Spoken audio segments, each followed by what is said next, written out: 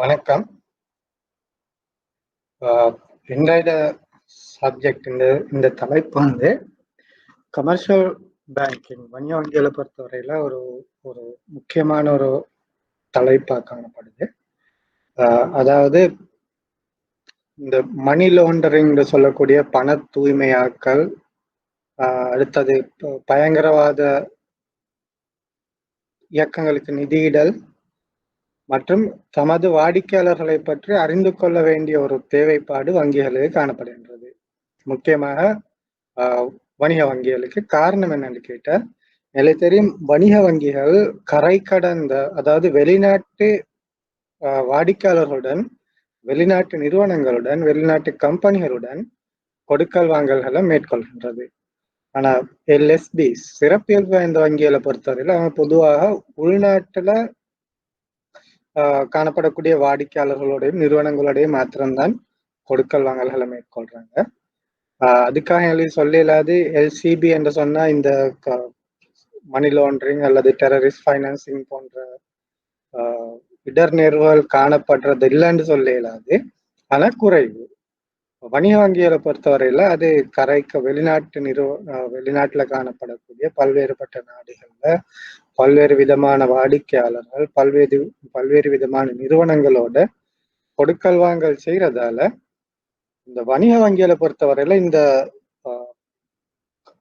Money laundering, terrorist financing, know your customer போன்ற தேவைப்பாடுகள் அதிகமாக காணப்படுகின்றது.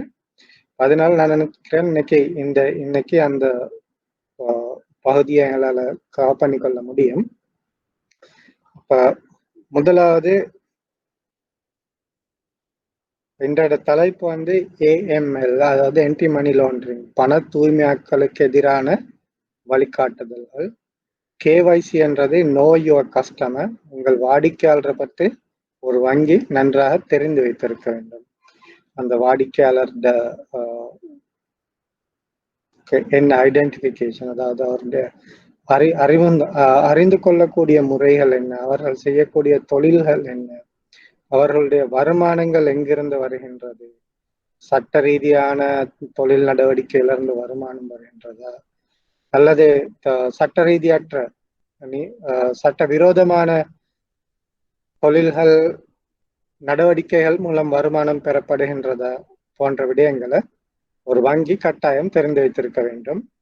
அடுத்தது சிடிடி என்றது கஸ்டமர் டியூ டிலிஜென்ஸ், ஒரு வாடிக்கையாளரை பற்றி ஒரு பூரண அறிவு. கேவைசியை விட ஒரு பரந்த பரப்பை கொண்டது தான் இந்த கஸ்டமர் டியூ டிலிஜென்ஸ் என்று சொல்லக்கூடியது. அதோட கடைசியாக terrorist financing, CFT, combating financing of terrorism. இந்த நடவடிக்கைகளுக்கு எதிராக, முக்கியமாக சட்டவிரோத நடவடிக்கைகளுக்கு எதிராக வங்கிகள் எவ்வாறு செயற்பட வேண்டும், அதற்கான வழிகாட்டுதல்கள் என்னன்றதுதான் இன்றைய தலையங்கமா இருக்க போகின்றது.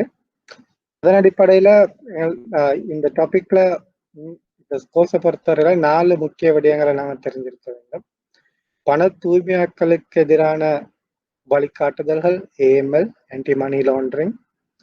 சிஎஃப்டி என்றது கம்பேட்டிங் ஃபைனான்சிங் டெரரிசம், பயங்கரவாதத்துக்கு நிதியுதவி செய்பவர்களை எவ்வாறு எதிர்கொள்வது, அதற்கான வழிகாட்டுதல்கள் என்ன.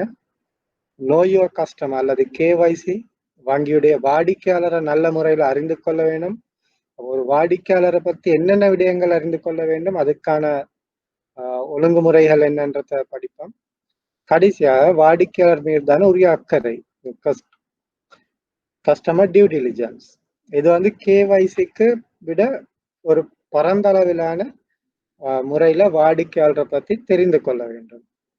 வாடிக்கையாளர் எப்படிப்பட்டவர், அவர் என்ன விதமான வருமானத்தை சம்பாதிக்கிறார், அவருடைய தொழில்கள் என்ன, அவர் ஒரு பொலிட்டீஷியன், அதாவது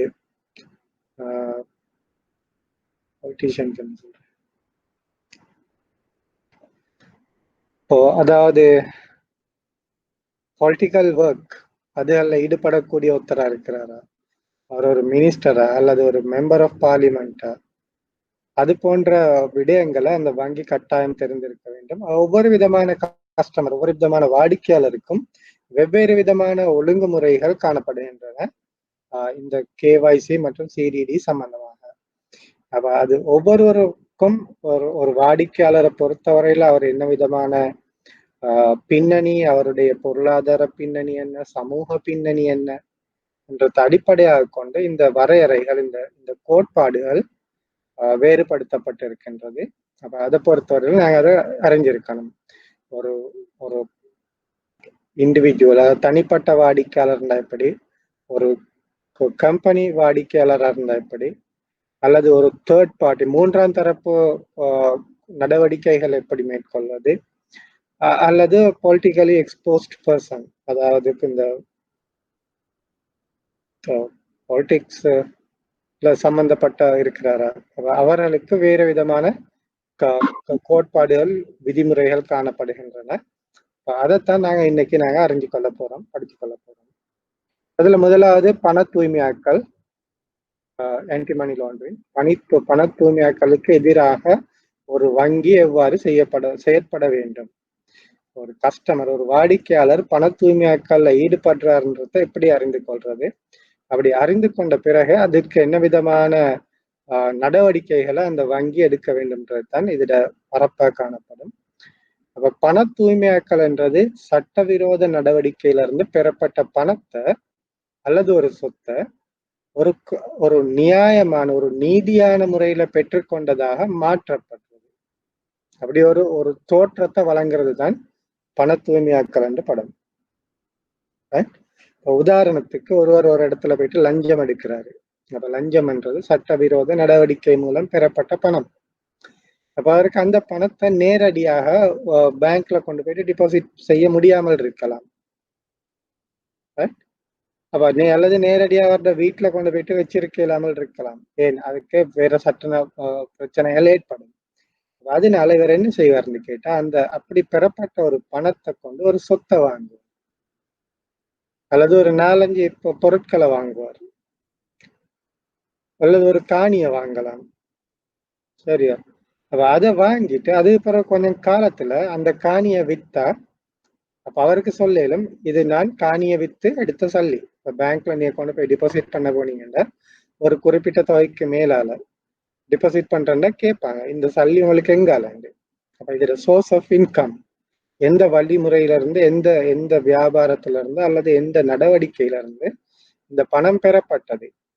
அவருக்கு சொல்ல இயலாது, நான் லஞ்சம் வாங்கி எடுத்த பணம் இதை என் அக்கௌண்ட்டுக்கு டிபாசிட் பண்ணுங்கன்னு சொல்ல இயலாது. ஆகவே அவர் அதை என்ன செய்யறாருன்னு கேட்டா, அந்த சட்ட விரோதமா பெறப்பட்ட அந்த பணத்தை கொண்டு ஒரு சொத்தை வாங்கிட்டு அந்த சொத்தை திரும்ப வித்து வரக்கூடிய பணத்தை டிபாசிட் செஞ்சா அந்த நேரம் அவர் சொல்வாரு, என் காணியை வித்து வந்து சல்லியாண்டு. ஒரு சட்டவிரோத நடவடிக்கை மூலம் பெறப்பட்ட பணத்துக்கு ஒரு சட்ட ரீதியான ஒரு தோற்றத்தை வழங்குறது தான் இந்த பண தூய்மையாக்கல் என்று சொல்லப்படுகின்றது. இது பல்வேறு விதமா செய்யலாம், எத்தனையோ விதங்கள் இருக்குது. அதன் அடிப்படையில இந்த சட்டவிரோத தன்மையை மறைக்கலாம். அப்படி இல்லைன்னா நீங்க பேங்க்குக்கு போனா கேட்பாங்க, உங்களுக்கு எங்கால சொல்லி. அப்ப அதுக்கு ஒரு காரணம் கொடுக்கணும். அந்த காரணம் சட்ட விரோதத்தால பெறப்பட்டிருந்தா அதை மறைக்கக்கூடிய ஒரு நடைமுறை தான் பண தூய்மையாக்கல்னு சொல்லப்படுகின்றது. இது பணத்தின் அல்லது சொத்தின் குற்றவியல் தோற்றத்தை மறைப்பதற்காக அழுக்கான பணத்தை சுத்தம் செய்யும் ஒரு நடவடிக்கை. இப்ப சட்டவிரோதம் மூலம் பெறப்பட்ட பணத்துக்கு நாங்க சொல்றது அழுக்கு பணம், டர்ட்டி மணி என்று சொல்றது. அது ஒரு அசுத்தமான பணம். அப்ப அந்த பணத்துல காணப்படக்கூடிய அந்த அசுத்தத்தன்மை, அந்த சட்டவிரோத தன்மையை மறைத்து அது ஒரு சட்ட ரீதியான நடவடிக்கையால பெறப்பட்ட பணம் காட்டுறதுதான் பண தூய்மையாக்கல் என்று சொல்லப்படுகின்றது. பண தூய்மையாக்கல்ல சில கட்டங்கள் காணப்படும்.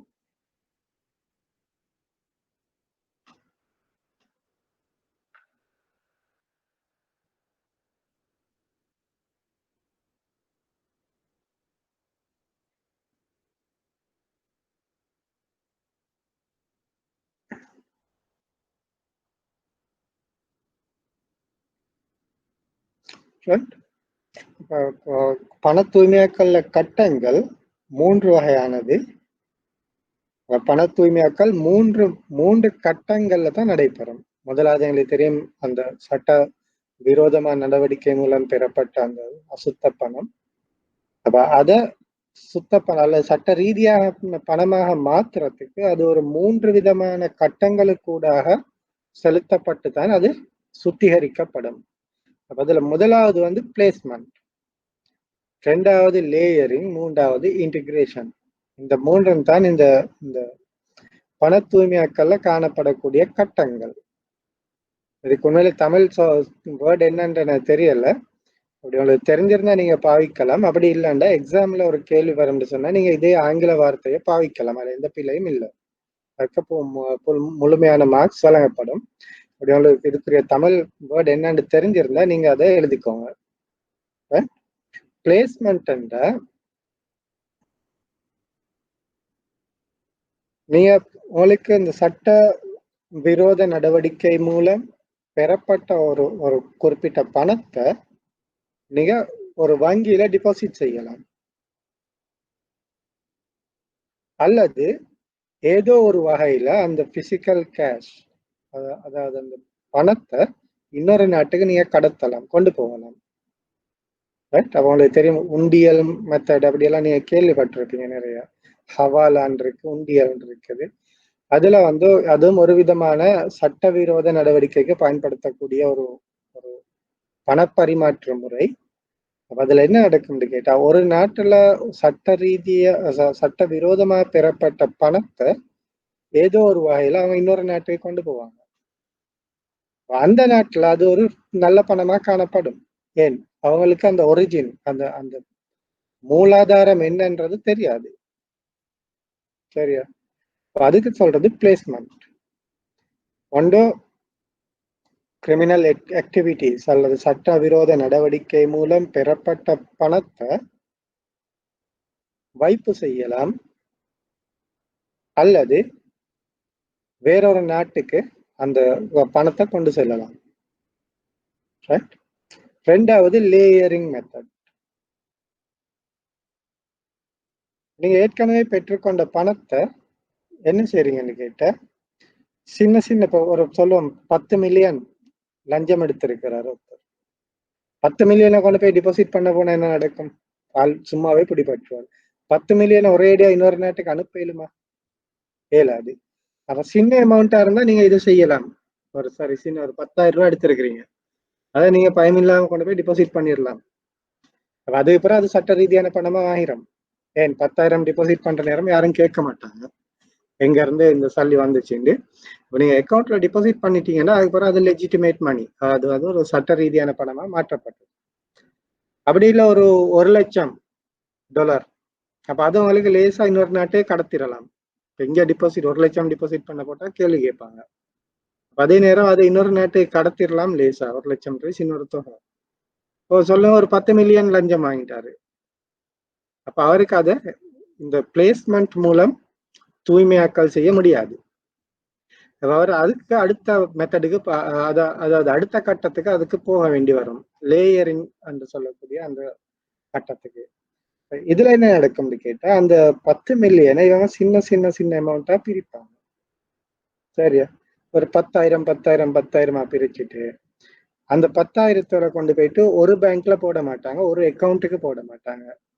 சில நேரம் ஒரே பேங்க்ல ஒரு 4-5 அக்கௌண்ட் வச்சு கொஞ்சம் கொஞ்சம் அந்த அக்கௌண்ட்டுக்கு போடலாம். அப்படி இல்லை, ஒரு 4-5 பேங்க்ல அக்கௌண்ட்ல திறந்து ஒவ்வொரு பேங்க்குக்கும் கொஞ்சம் கொஞ்சம் போடலாம், ஒவ்வொரு நாளும் கொஞ்சம் கொஞ்சம் போடலாம். சரியா? அதுக்குத்தான் லேயரிங்கிறது. அப்ப அதை வந்து சின்ன சின்ன சின்ன அலகுகளாக பிரித்து அத ஒரே வங்கியில பல கணக்குகள்ல அல்லது பல்வேறுபட்ட வங்கிகள்லையும் ஒரு கணக்கா இருக்கலாம், இல்ல பல்வேறு கணக்கா இருக்கலாம். அப்படி இல்லை ஒரே நாள்ல டிபாசிட் பண்ணாம ஒரு மாசம் வேற எந்த நாளும் பேங்க்கு போயிட்டு கொஞ்சம் கொஞ்சமா போடலாம். சரியா? அதன் மூலம் அந்த சட்டவிரோத பணத்துக்கு ஒரு சட்ட ரீதியான அங்கீகாரத்தை பெற்றுக்கொள்ள முடியும். அப்படி இல்லைன்னு சொன்னா, நீங்க தான் அந்த சட்டவிரோத பணத்தை எடுத்திருந்தா நீங்க உங்களோட ஃப்ரெண்ட்ஸுக்கு அல்லது உங்களோட இப்போ வீட்டுல உள்ளவங்களோட பேர்ல அக்கௌண்ட் எல்லாம் திறக்கலாம். திறந்து அவங்களோட அக்கௌண்ட்டுக்கு நீங்க போடுவீங்க. முதலாவது நீங்க சரிங்க, சரி நீங்க ஒரு குடும்பஸ்தரா இருந்தா மனைவிட பேர்ல ஒரு அக்கௌண்ட்டை ஓபன் பண்ணிட்டு இந்த சல்லியை நீங்க முதலாவது அங்க கொஞ்சம் கொஞ்சமா டிபாசிட் பண்றீங்க. அதே பிறகு அங்க இருந்து இன்னொரு அக்கௌண்ட்டுக்கு, மகளோட அக்கௌண்ட்டுக்கு மாத்துறீங்க. திரும்ப அங்க இருந்து உங்களோட அக்கௌண்ட்டுக்கு எடுக்கிறீங்க. அப்படி இல்ல ஒரு ஃப்ரெண்டோட அக்கௌண்ட்டுக்கு போட்டுட்டு அதே போல இன்னொரு ஃப்ரெண்டோட அக்கௌண்ட்டுக்கு போட்டு அதுல இருந்து உங்களோட அக்கௌண்ட்டுக்கு நீங்க திருப்பி எடுக்கலாம். இது ஒரு சைக்கிளிங் ரீசைக்கிளிங் மாதிரி. ஒரு எனக்கு தெரியும் வாஷிங் மிஷின்ல நாங்க உடுப்பை போட்டு அதை எப்படி சுத்தி சுத்தி அந்த அழுக்கெல்லாம் இல்லாம ஆக்குதோ அதே மாதிரி இதை நீங்க ஒரு ஒரு ஒரு சர்க்கிள் முறையில நீங்க அதை சுழல விட்டு அந்த அப்ப ஒரு 3-4 பேர்ல கைக்குள்ளால வார நேரத்துக்கு அந்த சட்ட விரோத தன்மை மறைக்கப்பட்டுரும், லேசா மறைச்சிடலாம். அப்ப இதுக்கு சொல்றது லேயரிங் என்ற மெத்தட். அப்படி இல்லை இன்னொரு மெத்தட் தான் லேயரிங்ல வயர் டிரான்ஸ்ஃபர்.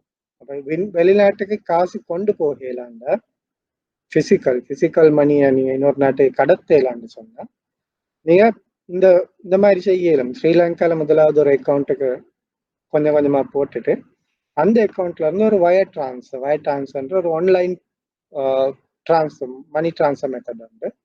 நீங்க ஆன்லைன் மூலமா அல்லது அந்த வயர் டிரான்ஸ்ஃபர் மூலமா இந்த நாட்டுல இருந்து இன்னொரு நாட்டுக்கு சொல்லி அனுப்பிடலாம். அப்படியும் இந்த பண தூய்மையாக்கல் நடைபெறும்.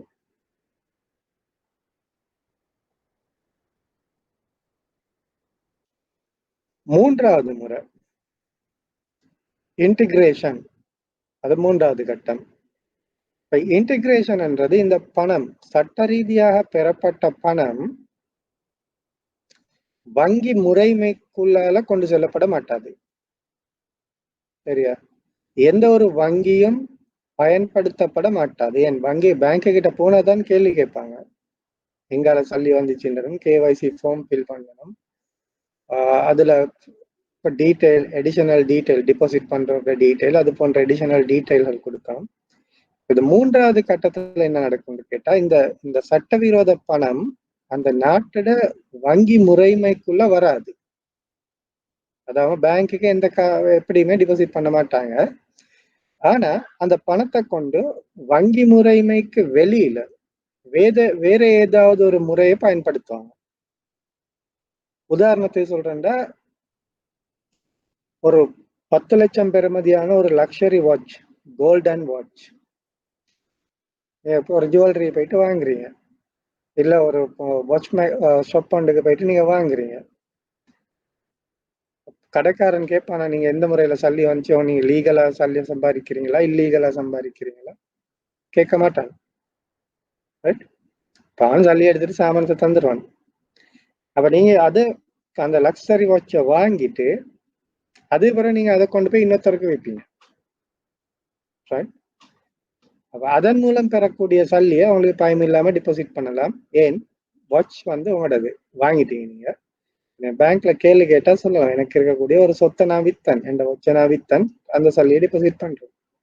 அப்படி இல்லை நீங்க லக்ஸரி அப்பார்ட்மெண்ட் ஒன்று வாங்குறீங்க, இல்ல லக்ஸரி வெஹிக்கல் ஒன்று வாங்குறீங்க, ஏதோ ஒரு அசெட்ஸ், ஒரு சொத்து, ஒரு பெருமதியான ஒரு சொத்தை வாங்குறீங்க. அந்த நேரம் யாரும் கேள்வி கேட்கறது இல்லை, நீங்க எந்த இது சட்டவிரோத பணமா சட்ட ரீதியான பணமா கேள்வி கேட்க மாட்டாங்க. நீங்க கடையை போறீங்க, சல்லியை கொடுக்குறீங்க, வாங்குறீங்க. அப்ப எந்த பேங்க் அக்கௌண்ட்டுக்குள்ளாலையும் இந்த டிரான்சாக்ஷன் நடக்காது. இது வந்து கேஷ் டிரான்சாக்ஷன். காரையும் நீங்க முழு அமௌண்ட்டையும் 70 லட்சம் தான், 70 லட்சத்தையும் சல்லியாவே கொடுத்து வாங்கிடுவீங்க. 2 கோடி ஃபிளட்ன்னு சொன்னா 2 கோடியும் கேஷா கொடுத்தே வாங்குறீங்க. அப்ப அது இது ஒரு கேஷ் டிரான்சாக்ஷன் மூலம் நீங்க சொத்துக்களை கொள்வனம் செய்யலாம். அதே பிறகு கொள்வனம் செஞ்ச சொத்தை சில காலத்துக்கு பிறகு நீங்க திரும்ப விற்கலாம். ஃபிளட் ஒன்று வாங்கினீங்கன்னா ஒரு 6 மாசத்துல அதை வித்தரலாம். கார் ஒன்று வாங்கினீங்கன்னா ஒரு 2 மாசத்துல விற்கலாம். அப்ப அதுக்கு பிறகு நீங்க வித்து கிடைக்கக்கூடிய சல்லியை பேங்க்ல கொண்டு போய் பயம் இல்லாம டிபாசிட் பண்ணுவீங்க. ரைட்? ஏன் உங்களுக்கு சொல்லலும் என் காரை வித்து நான் சல்லி எடுத்தேன், என் அபார்ட்மெண்ட்டை வித்து சல்லி கிடைச்சது. அதுல வந்து அந்த சட்டவிரோத தன்மையை மறைக்கிறோம். அப்ப இது மூன்றாவது முறையான பண தூய்மையாக்கல். அப்படி இல்லை இதை கொண்டு போய் ட்ரெஷரி பில் வாங்குறீங்க, இல்ல ஸ்டாக் மார்க்கெட்ல போடுறீங்க, இல்ல டிபென்ச்சர்ஸ்ல இன்வெஸ்ட் பண்றீங்க, அது மாதிரியும் செய்யலாம். அதாவது இன்டிகிரேஷன்ன்றது ஒரு ஃபைனான்சியல் அசெட்ஸ் ஆக இருக்கலாம் அல்லது ஒரு நான் ஃபைனான்சியல் பிசிக்கல் அசெட்டா இருக்கலாம். Stock market, debentures, treasury bills, அது போன்றது வந்து ஒரு ஃபைனான்சியல் அசெட்ஸ், நிதியியல் சொத்துக்கள். அதுல முதலீடு செய்ய மேலும். அப்படி இல்லைன்னு சொன்னா பிசிக்கல் அசட்ஸ் லைக் காணி அல்லது அப்பார்ட்மெண்ட் அல்லது வாகனம் அல்லது இப்போ லக்ஸரி ஐட்டம்ஸ், ஒரு 65 இன்ச் டிவி ஒன்று வாங்குறீங்க, இல்லை ஒரு டபுள் டோர் நல்ல ஸ்மார்ட் ஃப்ரிட்ஜ் ஒன்று வாங்கலாம்.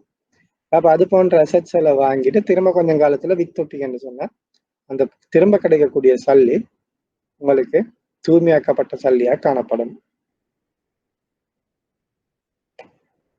அடுத்தது அப்படியும் இல்லைன்னு சொன்னா ஏதாவது ஒரு பிசினஸ்ல இன்வெஸ்ட் பண்ணலாம். ரைட், உங்களுக்கு ஒரு இக்விட்டிஸ் வாங்கலாம், ஒரு பேங்கை வாங்கிடலாம். ரைட், மணி லாண்டரிங் மூலம் சம்பாதிச்ச சல்லியை கொண்டு வந்து பேங்க்ல ஷேர்ஸ் வாங்கிடலாம், ஒரு ஃபைனான்ஸ் கம்பெனியை வாங்கிடலாம், ஒரு பிசினஸை வாங்கிடலாம். அதுவும் இன்டிகிரேஷன்ல ஒரு பார்ட். இன்டிகிரேஷன்றது ஒன்று நிதியியல் சொத்துக்கள்ல முதலீடு செய்யறதன் மூலம் மேற்கொள்ளப்படும். அப்படி இல்லை ஏதாவது ஒரு பௌதீக சொத்தை கொள்வனவு செய்யறதன் மூலம் மேற்கொள்ளப்படும். அப்படி இல்லை ஏதாவது ஒரு வியாபாரத்துல முதலீடு செய்யறதன் மூலம் மேற்கொள்ளப்படும். உண்மையிலே பேங்க்களை பொறுத்தவரையில பேங்க்களுடைய ஷேர்ஸ் யாராவது வாங்க வந்தா சென்ட்ரல் பேங்கால கட்டாயம் அதை இன்கேர் பண்ணுவோம். இந்த இன்வெஸ்டர் யாரு, அவரோட பேக்ரவுண்ட் என்ன, அவருக்கு இந்த சல்லி எங்கால வருதுன்ற நாங்கள் கட்டாயம் செக் பண்ணுவோம். ஆனா சின்ன சின்ன வேற வேற பிசினஸ், ஒரு ஃபேஷன் லைன் அல்லது ஒரு ஹோட்டல் செயின் அது மாதிரி ஒன்று வாங்குறேன்னு சொன்னா யாரும் கேட்க மாட்டாங்க. அப்ப மணி லாண்டரிங் செய்யறாரு கட்டாயம் பேங்கிங் செக்டருக்கு வர மாட்டாரு. அவர் போயிட்டு அது மாதிரி அடுத்த ஏனைய பிசினஸ், ஒரு ஃபேஷன் ஸ்டோரா இருக்கலாம் அல்லது ஒரு தியேட்டரா இருக்கலாம் அல்லது ஒரு ஹோட்டல் செயினா இருக்கலாம், அது மாதிரி ஏதாவது ஒன்றுல கொண்டு போயிட்டு முதலீடு செய்யலாம். அதே போல அந்த ஹோட்டல்ல இருந்து வர இன்கம் அவருக்கு அது தூய்மையாக்கப்பட்ட இன்கமா காணப்படும். அப்ப இந்த 3 மெத்தட்லயுமே பண தூய்மையாக்கல் இடம்பெறும். Placement, layering and integration.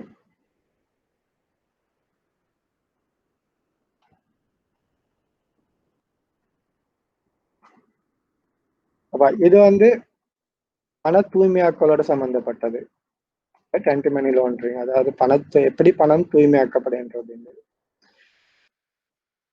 பண தூய்மையாக்கல் என்னன்னு தெரிஞ்சிருக்கணும். அதோடைய டெஃபினிஷன் என்னன்னு தெரிஞ்சிருக்கணும். எதற்காக மேற்கொள்ளப்படுகின்றது, என்ன நோக்கம், அதுவும் தெரிஞ்சிருக்கணும். அப்புறம் என்ன விதமான முறைகள்ல பண தூய்மையாக்கல் மேற்கொள்ளப்படும், அதுவும் தெரிஞ்சிருக்கணும். 2வது சட்டவிரோத நடவடிக்கை தான் இந்த பயங்கரவாத நிதியுதவி. அது 2வது வகையான சட்டவிரோத நடவடிக்கை.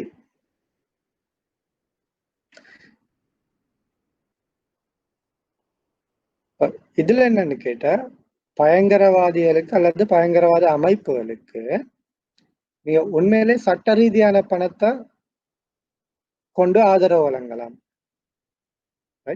நீங்க சம்பாதிக்கிற உங்களோட சட்ட ரீதியான பணத்தையும் நீங்க அவர்களுக்கு என்னது டொனேஷனா அல்லது வேற கண்ட்ரிபியூஷனா வழங்கலாம். அல்லது இந்த ஏற்கனவே சொன்ன சட்ட விரோத நடவடிக்கை, கிரிமினல் ஆக்டிவிட்டிஸ் மூலம் பெறப்பட்ட பணத்துல ஒரு பகுதியை வழங்கவும் முடியும்.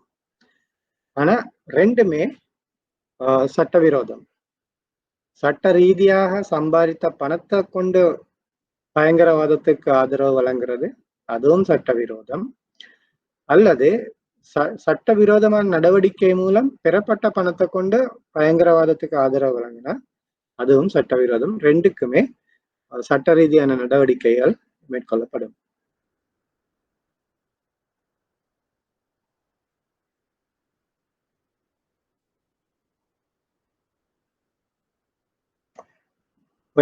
பயங்கரவாத நிதியுதவி என்றதுல பயங்கரவாதிகளுக்கு வழங்கப்படக்கூடிய ஆதரவு நிதியுதவி அல்லது பயங்கரவாத நடவடிக்கைகளுக்காக வழங்கக்கூடிய நிதியுதவி அல்லது பயங்கரவாத அமைப்புக்கு வழங்கப்படக்கூடிய நிதியுதவி எல்லாமே சட்டவிரோதமாகத்தான் கருதப்படும்.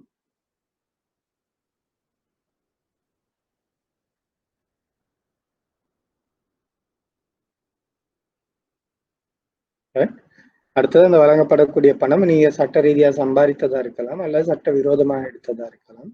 எந்த வகையிலையுமே ஒரு பயங்கரவாத அமைப்புடன் பயங்கரவாத நபர்களுடன் அல்லது பயங்கரவாதத்துக்கு துணை போகக்கூடிய வகையில ஏதாவது ஒரு ஆதரவு வழங்கப்படுமா இருந்தா அது சட்டவிரோதமாக கருதப்படும்.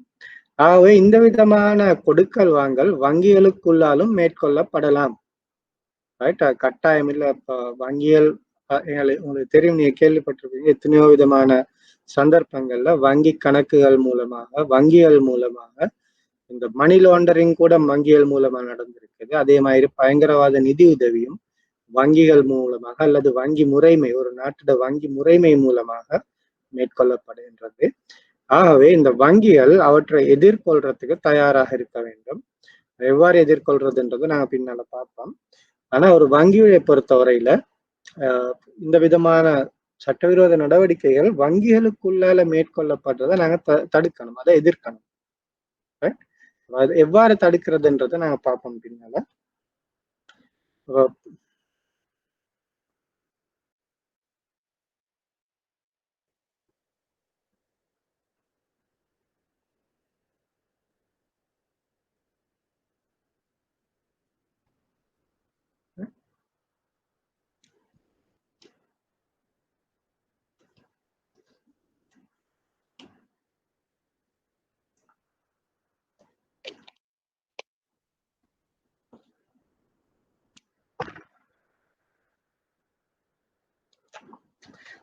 பண தூய்மையாக்கல் மற்றும் அந்த டெரரிஸ்ட் ஃபைனான்சிங், இது ரெண்டுல ஏதாவது டவுட் இருக்குதா?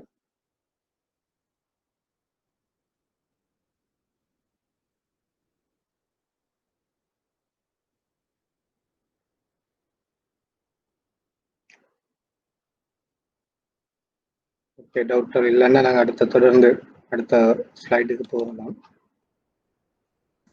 அடுத்தது இந்த பண தூய்மையாக்கல் மற்றும் பயங்கரவாத நிதியுதவிகளை எதிர்க்கிறதுக்கு சர்வதேச அமைப்புல, சர்வதேச ரீதியாக சில நிறுவனங்கள் சம்பந்தப்படுகின்றது.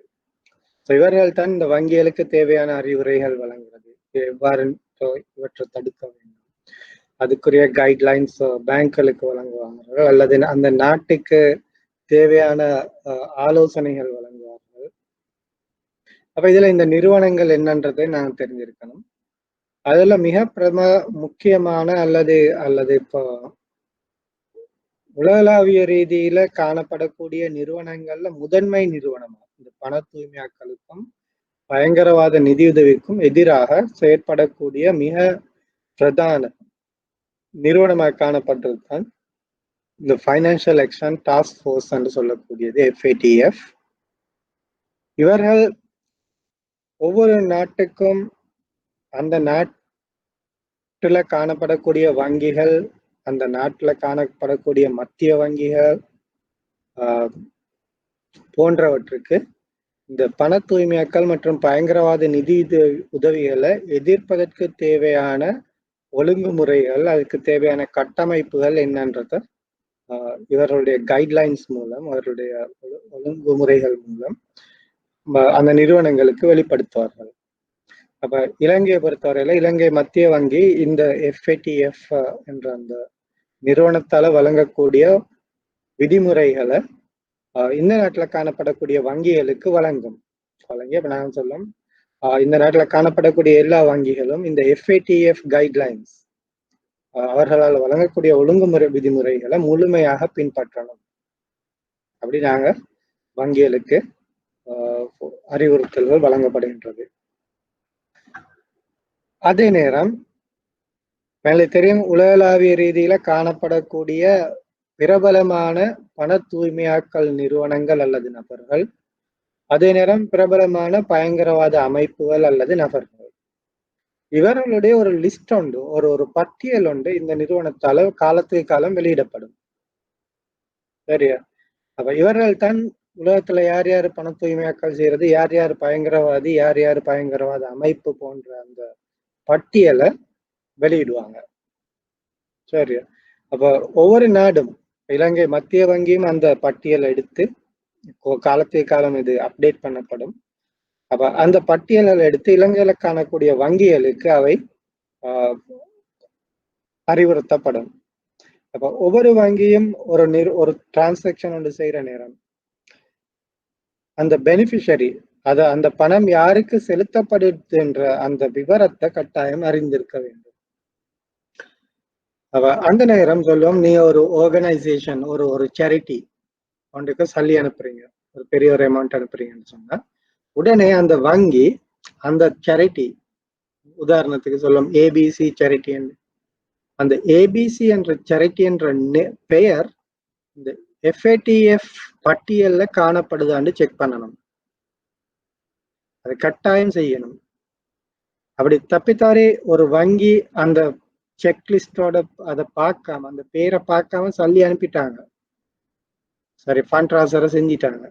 உண்மையில அந்த ஏபிசி சேரிட்டி என்றது ஒரு பயங்கரவாத அமைப்புக்கு துணை போகக்கூடிய ஒரு நிறுவனம். பயங்கரவாத அமைப்பு ஒரு நாளும் அவங்களோட பேர்ல அக்கௌண்ட் வச்சிருக்க மாட்டாங்க, வேற யாராவது பேர்ல தான் வச்சிருப்பாங்க. அப்ப அந்த ஏபிசி நிறுவனம் பயங்கரவாத அமைப்பு ஒன்றுக்கு துணை போகக்கூடிய நிறுவனமாக காணப்படுது. இந்த பேங்க் அதை செக் பண்ணாம அந்த ஃபண்ட் ட்ரான்ஸ்ஃபரை செஞ்சிட்டாங்க, சல்லி அனுப்பிட்டாங்க. என்ன நடக்கும்? அந்த குறிப்பிட்ட வங்கிக்கு இந்த FATF நிறுவனத்தால பெரிய ஒரு தண்டப்பணம் விதிக்கப்படும், பெனால்டி ஒன்று விதிக்கப்படும். அதே நேரம் ஏதாவது சாங்ஷன்ஸ், கட்டுப்பாடுகள் விதிக்கப்படும். மிச்சம் சீரியஸா இருந்ததுன்னு சொன்னா அந்த வங்கியுடைய உரிமம் ரத்து செய்யப்படும். ஆகவே வங்கிகள் கட்டாயமாக அவர்களுடைய அந்த ஃபண்ட் ட்ரான்ஸ்ஃபர் அல்லது நடவடிக்கைகள் பெரிய தொகையில நடக்கிற நேரம் அந்த பெனிஃபிஷரி, நலன் விரும்பி யாரு அவருடைய பேர் இந்த FATF பட்டியல்ல காணப்படுதுன்றத கட்டாயம் செக் பண்ணணும். அதே நேரம் இலங்கைக்குள்ள ஏதாவது ஒரு ஃபண்ட் ட்ரான்ஸ்ஃபர் வருதுண்டா, வெளிநாட்டுல இருந்து ஒரு நிறுவனம், ஒரு சேரிட்டி அல்லது ஒரு NGO போன்ற ஒரு நிறுவனத்தால, அல்லது ஒரு இண்டிவிஜுவலா இருக்கலாம், ஒரு தனிநபராக கூட இருக்கலாம், சல்லி இலங்கைக்கு அனுப்பப்படும் போது ஒரு பெரிய ஒரு அமௌண்ட் வரும்னு சொன்னா அந்த பணம் உடனடியாக அந்த வாடிக்கையாளருடைய கணக்குல வர வைக்கப்பட மாட்டாது. அது சிஸ்டம், பேங்க்ல காணக்கூடிய சிஸ்டம் அதை பிளாக் பண்ணிடும். அதே பிறகு என்ன செய்யும்னு கேட்டா அதுக்கு ஒரு இன்வெஸ்டிகேஷன் வந்து செய்வாங்க. ஓகே, இந்த பணம் யார்கிட்ட இருந்து வந்திருக்கு, அவருடைய பேக்ரவுண்ட் என்ன, அவர் இந்த FATF லிஸ்ட்ல இருக்கிறாரா இல்லையா, அவர் அந்த பணத்தை ஒரு நியாயமான முறையிலேயா அதை சம்பாதிச்சிருக்கிறாரு, இலங்கையில அதை ஒரு நியாயமான ஒரு நடவடிக்கைக்கு பயன்படுத்தவா அனுப்பியிருக்கிறாரு போன்ற எல்லா விடயங்களையும் ஆராய்ந்து அது ஒரு நியாயமான நடவடிக்கையா இருந்தா ரெண்டு பக்கமும், சல்லி அனுப்பக்கூடியவரும் நியாயமா அந்த சல்லிய சம்பாதிச்சு அனுப்பியிருக்கணும், அதே நேரம் இலங்கையில பெறக்கூடிய அந்த பெனிஃபிஷரியும் அந்த பணத்தை நல்ல ஒரு நடவடிக்கைக்காக பயன்படுத்தக்கூடியதா இருக்கணும். அதையெல்லாம் ஆராய்ச்சி செஞ்ச பிறகுதான் அந்த சல்லி அந்த குறிப்பிட்ட நபருடைய அக்கௌண்ட்டுக்கு, கணக்குக்கு வர வைக்கப்படும். அதுவரையில அது பேங்க்ல சஸ்பெண்ட் பண்ணிடுவாங்க. ஸோ அந்த FATF நடவடிக்கையில மூன்றாவது நடவடிக்கை என்னன்னு கேட்ட, ஒரு நாடு இந்த FATF கைட்லைனை பின்பற்றலன்னு சொன்னா, அல்லது ஒரு நாட்டுல காணக்கூடிய வங்கிகள் அல்லது வங்கி முறைமை இந்த FATF கைட்லைனை பின்பற்றலன்னு சொன்னா அந்த நாட்டை அவங்க பிளாக் லிஸ்ட் பண்ணிடுவாங்க. தெரியும், இலங்கை கூட இப்ப இந்த FATFல கிரே லிஸ்ட்னு சொல்லக்கூடிய லிஸ்ட்ல தான் காணப்படுகின்றது. ரைட், மூன்று விதமா இருக்கு, ஒன்று black list, grey list and white list. இப்போ கிரே லிஸ்ட்னு சொன்னா அந்த நாடு ஒரு கரிசனைக்குரிய நாடு. அப்ப அந்த நாட்டோட ஏதாவது நீங்க இது ஒரு சர்வதேச கைட்லைன், சரி, ஒரு சர்வதேச ஒழுங்குமுறை. அப்ப இது பொதுவாக ஒரு நாட்டை தான் குறிப்பிடுவாங்க. அப்ப இலங்கையோட வேற எந்த நாடுகள் அல்லது வேற எந்த நாட்டுல காணக்கூடிய வங்கிகள் எங்களோட நாட்டு வங்கிகளோட அல்லது எங்களோட நாட்டோட கொடுக்கல் வாங்கல் மேற்கொள்ளக்கூடிய கட்டத்துல அது தடுக்கப்படும். என்னோட நாடு கிரே லிஸ்ட்ல இருந்தேன்னு சொன்னா சில நேரம் சில நாடுகள் என்னோட நாட்டோட கொடுக்கல் வாங்கல் செய்ய மாட்டாது. ஒரு உதாரணத்துக்கு சொன்னா ஈரான் வந்து சாங்ஷன் பண்ணப்பட்ட நாடு. அப்ப ஈரான்ல காணக்கூடிய எந்த ஒரு வங்கியோடையும் உலகத்துல காணக்கூடிய ஏனைய நாடுகள் கொடுக்கல் வாங்கல் செய்ய மாட்டாது. அப்ப இலங்கை என்றது கிரே லிஸ்ட். இலங்கை வந்து தடுக்கப்பட்டில்ல, ஆனாலும் இலங்கையோட கொடுக்கல் வாங்கல் செய்வது அவதானமாக இருக்க வேண்டும்ன்றது தான் அது சொல்லுது.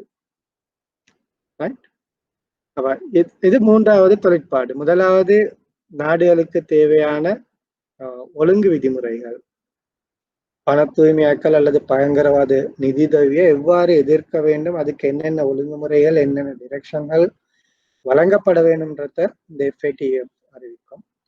அடுத்தது உலகத்துல காணப்படக்கூடிய பண தூய்மையாக்கலோடு தொடர்புபட்ட நிறுவனங்கள், நாடுகள், தனிநபர்கள், பயங்கரவாத அமைப்புகள், பயங்கரவாத தனிநபர்கள், பயங்கரவாதத்துக்கு துணை போகக்கூடிய அமைப்புகளோட ஒரு லிஸ்ட வெளியிடும். அது 2வது.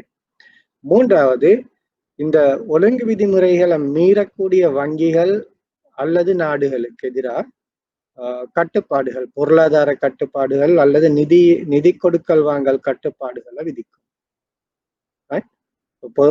நிதி கொடுக்கல் வாங்கல் கட்டுப்பாடுகள் அநேகமாக விதிக்கப்படும். இலங்கையை பொறுத்தவரையில உங்களுக்கு தெரியும், சில நாடுகளோட எங்கட நாட்டு வங்கிகளுக்கு தொடர்பு கொள்ள முடியாது, கொடுக்கல் வாங்கல் செய்ய முடியாத ஒரு நிலைமை காணப்படுது. காரணம் என்னன்னா, நாங்களோட பேர் இன்னும் கிரே லிஸ்ட்ல இருக்கிறதால அந்த நாடுகள்ல காணப்படக்கூடிய நிறுவனங்கள் எங்களோட கொடுக்கல் வாங்கல் செய்யறதுக்கு விரும்புறது இல்லை. அடுத்த இதுதான் நீங்க முக்கியமான நிறுவனம். அடுத்தது வந்து Asia Pacific group of money laundering. இந்த நிறுவனம் வந்து ஏசியா பசிபிக் ரீஜன்ல காணப்படக்கூடிய மணி லாண்டரிங்கோட தொடர்பு பட்ட விடயங்களை ஆராய்ந்து அதுக்கு ரிப்போர்ட் வந்து சப்மிட் பண்ணுவாங்க, ஒரு அறிக்கை வந்து வழங்குவாங்க. அப்ப இது வேர்ல்டு வைட், அதாவது உலகளாவிய ரீதியில காணப்படக்கூடிய நிறுவனம் இல்லை. பொதுவா இது வந்து ஏசியா பசிபிக் ரீஜன், அதுக்கு மட்டுமே இவர்களுடைய தொழிற்பாடுகள் மட்டுப்படுத்தப்பட்டிருக்கின்றது. அடுத்தது Egmont group of financial intelligence unit. இது வந்து ஒரு இன்டெலிஜென்ஸ் யூனிட். உங்களுக்கு தெரியும் சிஐடி வேலை என்னது, குற்றம் செய்யற ஆட்களை ஃபாலோ பண்ணி அவங்கள ஆராய்ச்சி செஞ்சு அவங்களை கண்டுபிடிக்கிறது. அதே மாதிரி நிதியியல் குற்றம், ஃபைனான்சியல் ஃப்ராட்ஸ் அல்லது financial criminal activities, financial crime, அதோட தொடர்பு பட்ட ஆட்களை கண்டுபிடிக்கிறது தான் இந்த இன்டெலிஜென்ஸ் யூனிட்டுடைய வேலை. இலங்கையிலும் உங்களுக்கு தெரியும், இலங்கை மத்திய வங்கியில ஒரு ஃபைனான்சியல் இன்டெலிஜென்ட் யூனிட் என்ற ஒரு யூனிட் காணப்படுகின்றது, FIU. அவங்க கூட இலங்கையில காணப்படக்கூடிய நிதியியல் குற்றங்களோடு தொடர்பு பட்ட நபர்களுக்கு எதிராக சிஐடி மாதிரி தான் கிட்டத்தட்ட என்ன இன்வெஸ்டிகேஷன் செஞ்சு கொண்டிருக்கிறாங்க. அவர் எங்க போறாரு ஒன்றும் தெரியா, சும்மா நார்மல் சாதாரண மக்கள் மாதிரி தான் இருப்பாங்க. ஆனாலும் அவர்கள் இந்த நிதியியல் குற்றம் செய்யக்கூடியவர்களை மறைமுகமாக கண்காணித்து கொண்டிருப்பார்கள். இந்த ஃபைனான்சியல் இன்டெலிஜென்ஸுடைய நடவடிக்கை கிட்டத்தட்ட ஒரு சிஐடி நிறுவனத்துடைய நடவடிக்கையாகத்தான் காணப்படுகின்றது. சிஐடி என்றது பொதுவாக சிவில் கிரைம்ஸ், பொதுமக்களால ஏற்படக்கூடிய குற்றங்களை கண்டுபிடிக்கிறதுக்கும் குற்றவாளிகளை கண்டுபிடிக்கிறதுக்கும் அவர்கள் ஆராய்ச்சி செய்வார்கள். FIU பொறுத்தவரையில அது நிதியியல் குற்றத்தோட சம்பந்தப்பட்டது. ஆகவே நிதியியல் குற்றங்கள் யார் யார் செய்யறாங்களோ அவங்களோட பின்னால போயிட்டு அவங்கள தேடி பிடிக்கிறது தான் FIUடைய. அடுத்தது வேர்ல்ட் பேங்க், IMF அண்ட் அப்படி நிறைய நிறுவனங்கள் இருக்கின்றது. நீங்க இந்த நிறுவனங்களோட பெயர்கள் தெரிந்திருந்தா போதும், ஆனா FATF என்ன, அதோட தொழிற்பாடுகள் என்னன்றதும் தெரிஞ்சிருக்க வேண்டும்.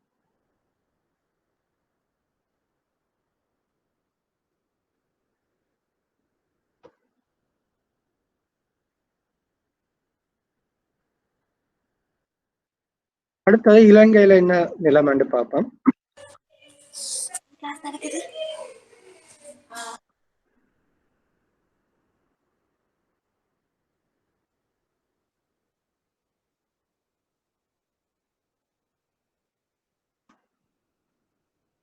அடுத்தது இலங்கையில இந்த பண தூய்மையாக்கல் அல்லது பயங்கரவாத நிதியுதவி எதிர்ப்பு தொடர்பான விதிமுறை என்னன்னு பார்ப்போம்.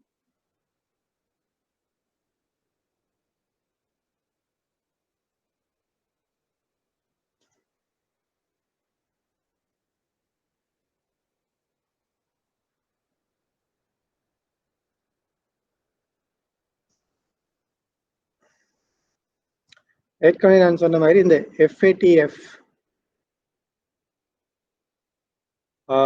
அவர்களால் வழங்கப்பட்ட கைட்லைன்ஸுக்கு அமைவாக இலங்கையிலையும் 2006ஆம் ஆண்டு நம்பர் பிள்ளையா இருக்குது, என்ன நம்பர் டைப்பிங் அரௌண்ட் இருக்குது, நீங்க டிலீட் பண்ணிட்டுருங்க.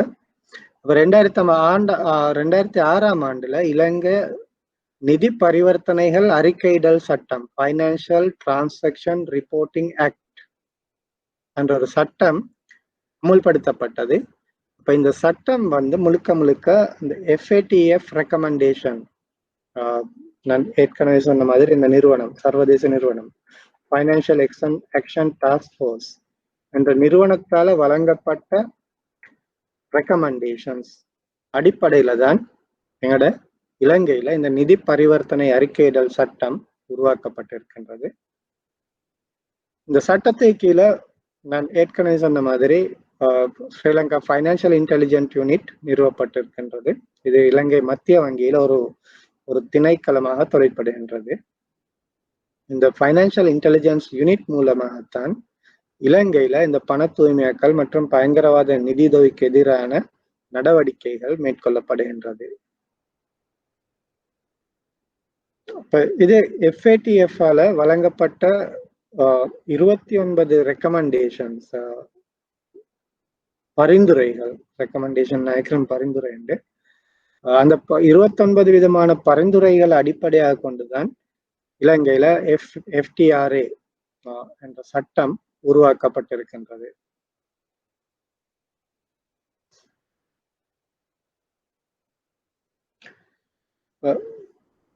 FATF ஒவ்வொரு நாட்டிலையும் இப்படியான ஒரு சட்ட உருவாக்கம் அல்லது ஒரு FIU நிறுவனம் நிறுவப்பட்டதை கட்டாயப்படுத்தி இருக்குது. ரைட், FATF தான் சர்வதேச அடிப்படையில இந்த பண தூய்மையாக்கல் பயங்கரவாத நிதியுதவியை கட்டுப்படுத்தக்கூடிய நிறுவனமா இருக்கின்றது. அப்ப அந்த நிறுவனத்துல ஒரு கட்டுப்பாடு அல்லது ஒரு டிரெக்ஷன் தான் ஒவ்வொரு நாட்டிலையும் அந்த நாட்டுல நடக்கக்கூடிய நிதி பரிவர்த்தனை ஃபைனான்சியல் டிரான்சாக்ஷன் தொடர்பான ஒரு சட்டம் ஒன்று அமல்படுத்தப்பட வேண்டும். அதே நேரம் ஒரு நிதி புலனாய்வு பிரிவு ஃபைனான்சியல் இன்டெலிஜென்ட் யூனிட் ஒன்று நிறுவப்படும் என்று கட்டாயப்படுத்தப்பட்டிருக்கின்றது. அதன் அடிப்படையில இலங்கையிலையும் 2006ஆம் ஆண்டு இந்த சட்டம் அமுல்படுத்தப்பட்டு இந்த FIU என்ற யூனிட் ஆரம்பிக்கப்பட்டுள்ளது. இதோடைய நோக்கம் என்னன்னு கேட்டா, இந்த FTRA அல்லது FIU நோக்கம் என்னன்னு கேட்டா, இது ஒரு தேசிய அமைப்பிலான ஒரு மத்திய நிறுவனம், ஒரு central point, national centre, right, ஒரு தேசிய ரீதியான ஒரு நிறுவனம் FIU. அதோடைய நோக்கம் என்னன்னு கேட்ட, அந்த நாட்டுல மேற்கொள்ளக்கூடிய நிதி கொடுக்கல் வாங்கல்கள்ல சந்தேகத்துக்கிடமான நிதி கொடுக்கல் வாங்கல்களை அறிக்கையிடல். சிலது நான் சொல்றேன் சஸ்பிஷியஸ் டிரான்சாக்ஷன். அது ஒரு சந்தேகத்துக்கிடமான கொடுக்கல் வாங்கல். அப்படி ஏதாவது ஒரு சந்தேகத்துக்கிடமான கொடுக்கல் வாங்கல் வரும் பொழுது என்ன நடக்கும்னு கேட்டா, முதலாவது பேங்க்ல பிளாக் பண்ணுவாங்க. நான் அந்த ஏற்கனவே சொன்ன உதாரணத்தை எடுப்போம். வெளிநாட்டில் உள்ள ஒருத்தர், ஒரு இன்வெஸ்டர், ஒரு முதலீட்டாளர் இலங்கையில காணப்படக்கூடிய ஒரு நிறுவனத்தை கொள்வனவு செய்ய போறாரு. ரைட், அப்ப அந்த நான் முதலாவதே சொல்லியிருந்தேன், ஒரு வியாபாரத்தை அல்லது ஒரு நிறுவனத்தை கொள்வனவு செய்யறதுக்கு கூட சட்டவிரோத பணம் பயன்படுத்தப்படலாம். அது ஒரு சந்தேகம், முடிவில்லை. ஆகவே ஒரு இன்வெஸ்டர் இலங்கையில ஒரு முதலீடு செய்ய போறாரு. அந்த இன்வெஸ்டர் இதுக்கு முதல்ல இலங்கைக்கு சல்லி கொண்டு வந்தும் இல்லை, முதல் முறையா சல்லி கொண்டு வராரு இன்வெஸ்ட் பண்றதுக்காக, முதலீடு செய்யறதுக்காக. உண்மையிலே ஒரு வங்கி அதை என்ன செய்யணும்னு கேட்டா, அது ஒரு சஸ்பிஷியஸ் டிரான்சாக்ஷனாகத்தான் கருத வேண்டும், ஒரு சந்தேகத்துக்கிடமான கொடுக்கல் வாங்கலாக கருதப்படல் வேண்டும். அப்ப அந்த சந்தேகத்துக்கிடமான கொடுக்கல் வாங்கல் அந்த வங்கிக்கு அந்த சல்லி வந்தோன்னா என்ன செய்வாங்கன்னு கேட்டா, அதை சிஸ்டத்துல பிளாக் பண்ணிடுவாங்க. இலங்கையில உள்ள அந்த நிறுவனத்துக்கு கொடுக்கப்பட மாட்டாது.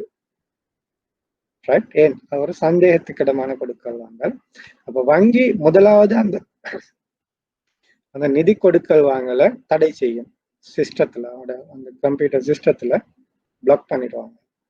அதுக்கு பிறகு என்னன்னு கேட்டா, அந்த கொடுக்கல் வாங்கல் பற்றிய ஒரு அறிக்கை இந்த எஃப்ஐயுக்கு வழங்கப்படும். ரைட். ஒரு transaction report, suspicious transaction report என்று சொல்றது சந்தேகத்துக்கிடமான கொடுக்கல் வாங்கல் அறிக்கை. அது எஃப்ஐயு யூனிட்டுக்கு அந்த வங்கி, குறிப்பிட்ட வங்கி அனுப்ப வேணும். அதே பிறகு எஃப்ஐயுவால அந்த நடவடிக்கையை பற்றி ஒரு இன்வெஸ்டிகேஷன், ஒரு பரிசோதனை மேற்கொள்ளப்படும். ஒரு பரிசோதனை மேற்கொள்ளப்படும்.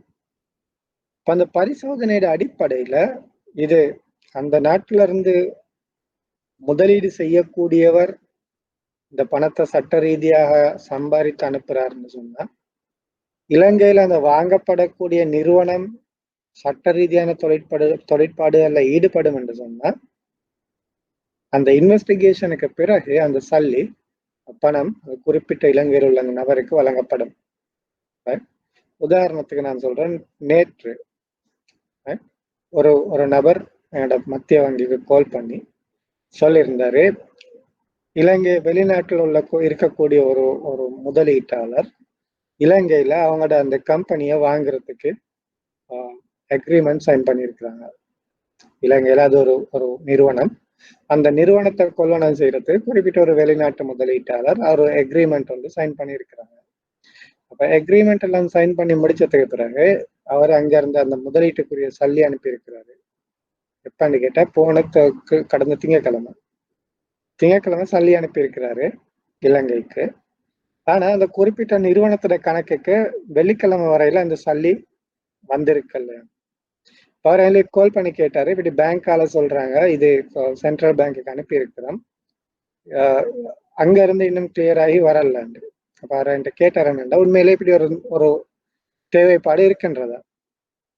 ஒரு கிழமை ஆயிடுச்சு, இன்னும் அவர் அனுப்பின சல்லி எங்களோட அக்கௌண்ட்டுக்கு வந்து இல்லை. பேங்க்ல கேட்டா சொல்றாங்க, அது பிளாக் பண்ணி வச்சிருக்கிறோம், சென்ட்ரல் பேங்க்குக்கு அனுப்பி இருக்கிறோம், இன்னும் எங்களுக்கு கொடுக்க சொல்லி வந்தில்லைன்னு. அவர் கால் பண்ணி கேட்டாரு, என்னன்னு கேட்டா, உண்மையிலே இப்படி ஒரு தேவைப்பாடு வங்கிகளுக்கு இருக்கின்றதாங்க. வங்கிகள் அது கட்டாயம் செய்யணும். ஏன்னா அது ஒரு பெரிய ஒரு அமௌண்ட், பெரிய ஒரு தொகையா இருக்கிறதால அது ஒரு உண்மையிலே அது இப்ப 2 பேரும் நியாயமா இருக்கலாம். அவர் சட்ட ரீதியா சம்பாதித்த பணமா இருக்கலாம், இலங்கையில் உள்ள நிறுவனமும் சட்ட ரீதியா நிறுவனமா இருக்கலாம். ஆனா அந்த நடவடிக்கை ஒரு சந்தேகத்துக்கிடமான நடவடிக்கையாக வங்கியால கருதப்பட்டிருக்குது. காரணம், முதல் முறையா அவர் சல்லி அனுப்புறாரு. இதுக்கு முதல்ல பழைய ரிலேஷன்ஷிப், பேங்கிங் ரிலேஷன்ஷிப் எதுவும் இல்லை. அந்த வாடிக்கையாளர் அந்த வங்கியை பொறுத்தவரையில புதியவர், ஃபர்ஸ்ட் டைம் சல்லி அனுப்புறாரு. அதே நேரம் இந்த குறிப்பிட்ட நிறுவனமும் அந்த வங்கிக்கு புதியவர். ஆகவே சந்தேகத்தின் அடிப்படையில அந்த அந்த நடவடிக்கை மட்டுப்படுத்தப்பட்டிருக்கின்றது. இன்வெஸ்டிகேஷன் முடிய அதுல எந்த பிழையும் இல்லைன்னு கேட்டா பணம் வழங்கப்படும். அப்ப எஃப்ஐயுடைய ஒரு நோக்கம் வந்து இந்த எஃப்டிஆர்ஏ சட்டத்தின் அடிப்படையில சந்தேகத்துக்கிடமான நிதி கொடுக்கல் வாங்கல்களை ஆராய்வு செய்து அது பண தூய்மையாக்கல் அல்லது பயங்கரவாத நிதி உதவியோடு தொடர்பு பட்டதா இல்லையான்றதை தீர்மானிக்கணும். இல்லைன்னு சொன்னா அந்த நடவடிக்கை பூர்த்தி செய்யப்படும். அப்படி இல்லை, அது பண தூய்மையாக்கலோட அல்லது பயங்கரவாத நிதி உதவியோட தொடர்பு பட்டதா இருந்தா அதுக்கு சட்ட நடவடிக்கை எடுக்கப்படும். இரண்டாவது நோக்கம், முதலாவது அந்த சந்தேகத்துக்கிடமான கொடுக்கல் வாங்கல்களை பரிசோதனை செய்தல், அது சட்ட விரோதம், அதுக்கு எதிராக சட்ட நடவடிக்கை எடுத்தல். இரண்டாவது, வேற எந்த விதமான நடவடிக்கையா இருக்கலாம், ஒரு சின்ன ஒரு அமௌண்டா கூட இருக்கலாம். ஆனா பேங்க்குக்கு ஒரு டவுட் ஒன்று இருக்குது, இவர் ஒவ்வொரு மாசமே ஒரு 10,000 ரூபாய் அனுப்பி கொண்டே இருக்கிறாரு, இல்ல ஒவ்வொரு நாளும் 10,000 ரூபாய் ஒரு குறிப்பிட்ட அக்கௌண்ட்டுக்கு டிபாசிட் ஆகிக்கொண்டே, இப்ப இவர் ஒரு கஸ்டமர்ல அக்கௌண்ட்ல இருந்து இன்னொரு கஸ்டமர் அக்கௌண்ட்டுக்கு எந்த நாளும் 10,000 ரூபாய் டிபாசிட் ஆகிக்கொண்டே இருக்குது. அப்ப அது கூட அந்த வங்கிகளால என்ன சொல்றேன், மானிட்டர் பண்றது, கண்காணிக்கப்படும். அப்ப இதெல்லாமே இந்த எஃப்டிஆர்ஏ என்ற சட்டத்தின் கீழ் வங்கிகளுக்கு வழங்கப்பட்டிருக்கக்கூடிய டிரெக்ஷன்ஸ், விதிமுறைகள். அவற்றை வங்கிகள் கட்டாயம் பின்பற்ற வேண்டும்.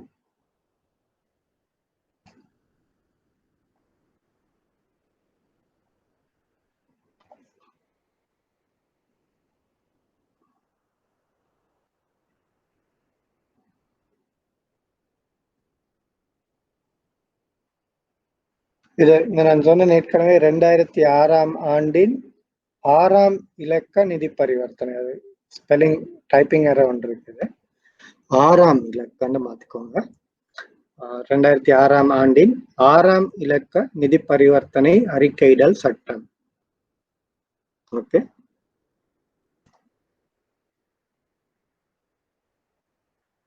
இலங்கையை பொறுத்தவரையில இலங்கையில காணப்படக்கூடிய இந்த மத்திய வங்கியில காணப்படக்கூடிய நிதி புலனாய்வு பிரிவு தான் இலங்கையில மேற்கொள்ளக்கூடிய நிதி கொடுக்கல் வாங்கல்களை ஆராய்வு செய்யணும். மணி லாண்டரிங் அல்லது டெரரிஸ்ட் ஃபைனான்சிங் போன்ற நடவடிக்கைகளுக்கு எதிராக வங்கிகள் எவ்வாறு தொழிற்பட வேண்டும் என்ற ஒழுங்குமுறைகளை இலங்கையில வழங்கணும். பொதுவா சர்வதேச ரீதியில என்னென்ன ஒழுங்குமுறைகள் காணப்படுகின்றதோ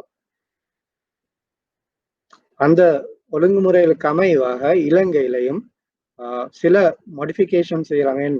ஒவ்வொரு நாடும் வேறுபடும், ஒவ்வொரு வங்கி முறையும் வேறுபடும். அப்ப எல்லா நாட்டுக்கும் ஒரே விதமான சட்டம் பொருந்தாது. அப்ப இலங்கை நாட்டுக்கு பொருத்தமான முறையில அந்த சர்வதேச சட்டங்கள் மாற்றி அமைக்கப்பட்டு இலங்கையில அமுல்படுத்தப்படும். அப்ப இந்த தொழிற்பாடுகளை மேற்கொள்றதுதான் இந்த நிதி புலனாய்வு பிரிவினுடைய ஒரு காரணமாக, நிறுவப்பட்டதுக்கான காரணமாக காணப்படுகின்றது.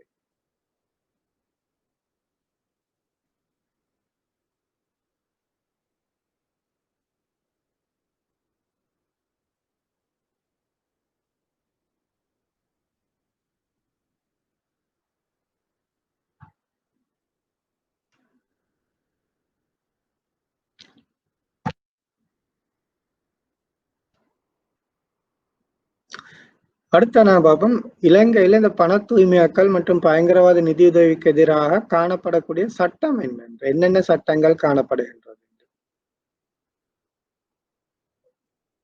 முதலாவது தெரியும், மிக பிரதான சட்டம் எஃப்டிஆர்ஏ, நிதிகள் பரிவர்த்தனை அறிக்கையிடல் சட்டம் எஃப்டிஆர்ஏ. அது தவிர 2005ஆம் ஆண்டு ஒரு சட்டம் வகுக்கப்பட்டது. 2005ஆம் ஆண்டின் 25ஆம் இலக்க பயங்கரவாத நிதியுதவி அடக்குவதற்கான சட்டம், the convention on suspension of terrorist financing act என்று சொல்லக்கூடியது. இது முழுக்க முழுக்க பயங்கரவாத நிதி உதவியோடு சம்பந்தப்பட்டது. அப்ப இதுல பண தூய்மையாக்கல் கவனத்திற்கொள்ளப்படவில்லை. இது வந்து பயங்கரவாத நிதியுதவியோடு மட்டும்தான் தொடரப்பட்டிருக்கின்றது. அடுத்த இன்னும் ஒரு சட்டம் 2006ஆம் ஆண்டின் பண சுத்திகரிப்பு தடுப்பு சட்டம், prevention of money laundering act. இது பண தூய்மையாக்கலோட தொடர்புபட்ட ஒரு சட்டமாக காணப்படுகின்றது. அடுத்தது 2006ஆம் ஆண்டின் 6ஆம் இலக்க நிதி நான் ஏற்கனவே சொன்னது ஃபைனான்சியல் டிரான்சாக்ஷன் ரிப்போர்ட்டிங் ஆக்ட். இது வந்து பண தூய்மையாக்கல் மற்றும் பயங்கரவாத நிதி உதவி ரெண்டுக்கும் பொதுவான ஒரு சட்டமாக, சர்வதேச சட்டத்தின் அடிப்படையில வகுக்கப்பட்ட ஒரு சட்டமாக காணப்படுகின்றது. அடுத்தது 2011ஆம் ஆண்டின் மத்திய வங்கியின் நியமனங்கள், டிரெக்ஷன்ஸ். அப்ப இந்த சட்டங்கள் அடிப்படையாக கொண்டு மத்திய வங்கி வங்கிகளுக்கு சில நியமனங்கள் அல்லது டிரெக்ஷன்ஸ் வழங்கும். அதுவும் இலங்கையில இந்த பண தூய்மையாக்கல் எதிர்ப்பு மற்றும் பயங்கரவாத நிதியுதவி எதிர்ப்பு தொடர்பான கட்டுப்பாடுகளை வங்கிகளுக்கும் ஏனைய நிறுவனங்களுக்கும் வழங்கக்கூடியதாக காணப்படுகின்றது. அப்ப முக்கியமான சட்டம் 2006ஆம் ஆண்டின் 6ஆம் இலக்க நிதி பரிவர்த்தனை அறிக்கை சட்டம். அதற்கு மேலதிகமாக 2005ஆம் ஆண்டின் பயங்கரவாத நிதி சட்டமும் 2006ஆம் ஆண்டின் பண சுத்திகரிப்பு தடுப்பு சட்டமும் காணப்படுகின்றது. அதற்கு மேல் அதிகமாக மத்திய வங்கியால காலத்துக்கு காலம் வங்கிகளுக்கு தேவையான நியாமனங்கள் அல்லது டிரெக்ஷன்ஸ்கள் வழங்கப்படுகின்றது.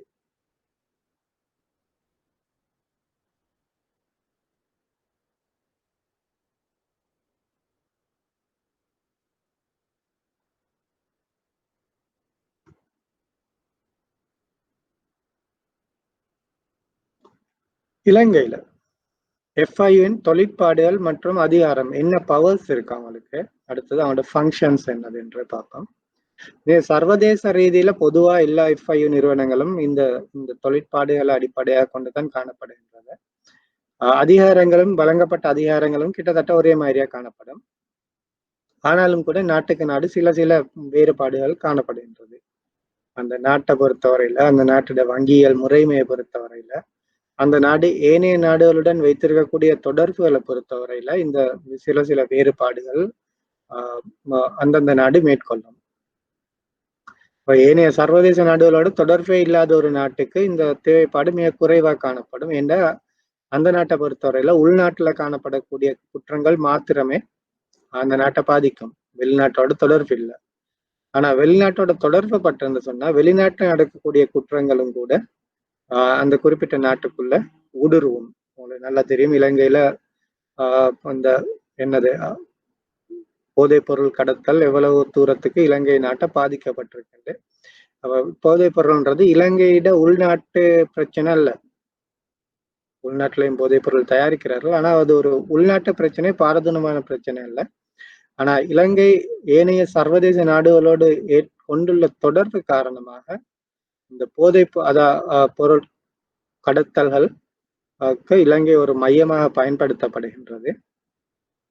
அப்ப எங்களை பொறுத்தவரையில எங்களோட இந்த எஃப்ஐயு யூனிட்டுடைய பரப்பு மிக அதிகமாக காணப்பட வேண்டும். அதே நேரம் எஃப்ஐயுவால மாத்திரம் இந்த போதைப் பொருள்ன்றது ஒரு ஒரு ஒரு சிவில் கிரைம், ஒரு பைனான்சியல் கிரைம் அல்ல.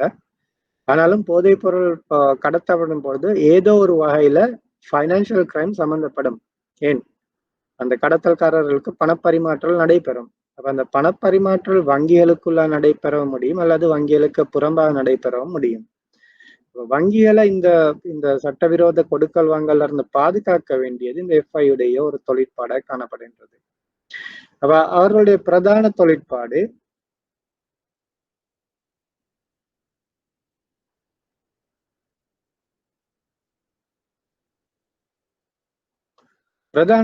என்னன்னு கேட்டா, நிதி கொடுக்கல் வாங்கல் தொடர்பான தகவல்களை சேகரித்தல், முக்கியமாக சந்தேகத்துக்கிடமான நிதி கொடுக்கல் வாங்கல்.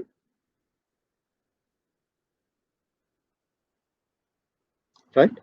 அப்ப அந்த நிதி கொடுக்கல் வாங்கல் தொடர்பான சந்தேகத்துக்கிடமான நிதி கொடுக்கல் வாங்கல் தொடர்பான தகவல்களை சேகரிக்கணும், அதை பகுப்பாய்வு செய்யணும், இன்வெஸ்டிகேட் பண்ணணும். ரைட். தகவல் சேகரித்தல், பகுப்பாய்வு செய்தல், அறிக்கையிடல். பகுப்பாய்வு செய்துட்டு அதுக்கு ஒரு ரிப்போர்ட் ஒன்று சப்மிட் பண்ணணும். உண்மையிலே அது சட்டவிரோத நடவடிக்கை இல்லை என்று சொன்னா அது இல்லை என்று சொல்லி கிளியரன்ஸ் சொல்லி கொடுக்கணும். இல்ல சட்ட விரோத நடவடிக்கையா இருந்தா அதை அந்த லீகல் டிபார்ட்மெண்ட், அதாவது எங்களோட நீதித்துறைக்கு அந்த அறிக்கையை சமர்ப்பித்து சம்பந்தப்பட்டவர்களுக்கு எதிராக நீதித்துறை மூலம் சட்ட நடவடிக்கை எடுக்கப்படல் வேண்டும். ஸோ தகவல்களை சேகரித்து பகுப்பாய்வு செய்து சம்பந்தப்பட்ட நபர்களுக்கு அறிக்கையிடல் மேற்கொள்ள வேண்டும். இது எஃப்ஐயுடைய பிரதான தொழிற்பாடு. அதற்கு மேலதிகமாக சட்ட அமுலாக்க அதிகாரிகளுக்கு தகவல் வழங்குதல். சில நேரம் எஃப்ஐயு இம்மீடியட்லி, அதாவது உடனடியாக சில நேரம் சிஐடிக்கு அல்லது போலீஸுக்கு இந்த நபர்களை பற்றி அல்லது அவர்களுடைய நடவடிக்கைகளை பற்றி தகவல் வழங்கும். எங்களுக்கு தெரியும், ஒரு நீதிமன்றத்தின் மூலம் நடவடிக்கை எடுக்கிறதுக்கு முதல்ல இந்த சட்ட அமுலாக்க அதிகாரிகள், அதாவது போலீஸ் டிபார்ட்மெண்ட் அல்லது சிஐடி டிபார்ட்மெண்ட், அவர்களுக்கு தகவல் வழங்க வேண்டும். அப்படி இல்லைன்னா சம்பந்தப்பட்டவர் நாட்டை விட்டு போயிட்டுருவாரு. கோர்ட் கேஸ் முடியறதுக்கு இடையில ஆள் நாட்டை விட்டு போயிட்டுரும். அதனால ஆரம்பத்திலே இந்த போலீஸுக்கோ அல்லது சிஐடிக்கோ தகவல் வழங்கப்படும். அடுத்தது AML CFT இடர் சம்பந்தமான மேற்பார்வைகள் மேற்கொள்ளுதல். அப்ப பண தூய்மையாக்கல் அல்லது பயங்கரவாத நிதியிடல் சம்பந்தமான சூப்பர்விஷன். அவர்கள் பேங்க்களே போவாங்க, போயிட்டு இப்போ அவங்களுக்கு தெரியும் பேங்க் வங்கி மேற்பார்வை திணைக்களத்தால ஒவ்வொரு வங்கிக்கும் அந்த ஆபீசர்ஸ் அங்க போயிட்டு அவனோட நடவடிக்கைகளை மேற்பார்வை செய்வார்கள். ஆனா பேங்க் சூப்பர்விஷனை பொறுத்தவரையில இந்த AML CFTs ஒரு முக்கியமான ஒரு பிரிவாக கருதப்பட மாட்டாது என்ற நோக்கம் வேற. ரைட், வங்கி மேற்பார்வைன்றது வங்கிகள் முறிவடையாம பாதுகாக்கிறது தான். அப்ப AML CFT சம்பந்தமாக அதே மாதிரியான மேற்பார்வை செய்யறது இந்த FIU யூனிட்டுடைய ஒரு தொழிற்பாடாக காணப்படுகின்றது. அப்ப FIU கூட ஒவ்வொரு பேங்குக்கும் போயிட்டு அந்த அந்த FIU டிபார்ட்மெண்ட்ல காணக்கூடிய அலுவலர்கள் அந்த வங்கிகளுக்கு சென்று அந்த நடவடிக்கைகளை காலத்துக்கு காலம் மேற்பார்வை செய்வார்கள். அதே நேரம் இந்த சட்டவிரோத நடவடிக்கைகளை தடுக்கிறதுக்கு தேவையான வழிகாட்டுதல்கள், விதிகள், வழிமுறைகளை வழங்குவார்கள். கைட்லைன்ஸ், டிரெக்ஷன்ஸ் போன்றவை சர்வதேச ரீதியில புதிய கைட்லைன் வர நேரம் அல்லது FTRA நிறுவனத்தால புதிய கைட்லைன்கள் வழங்கப்படுகின்ற நேரம் அதன் அடிப்படையாக கொண்டு இந்த FIU நிறுவனமும் இலங்கையில காணக்கூடிய வங்கிகளுக்கு புதிய கைட்லைன்ஸ், டிரெக்ஷன்ஸ் போன்றவற்றை வழங்கும். அடுத்தது இணக்கத்தை செயல்படுத்த தவறும் போது அல்ல தவறுன்றது எனக்கு மிஸ் ஆகிருக்குது.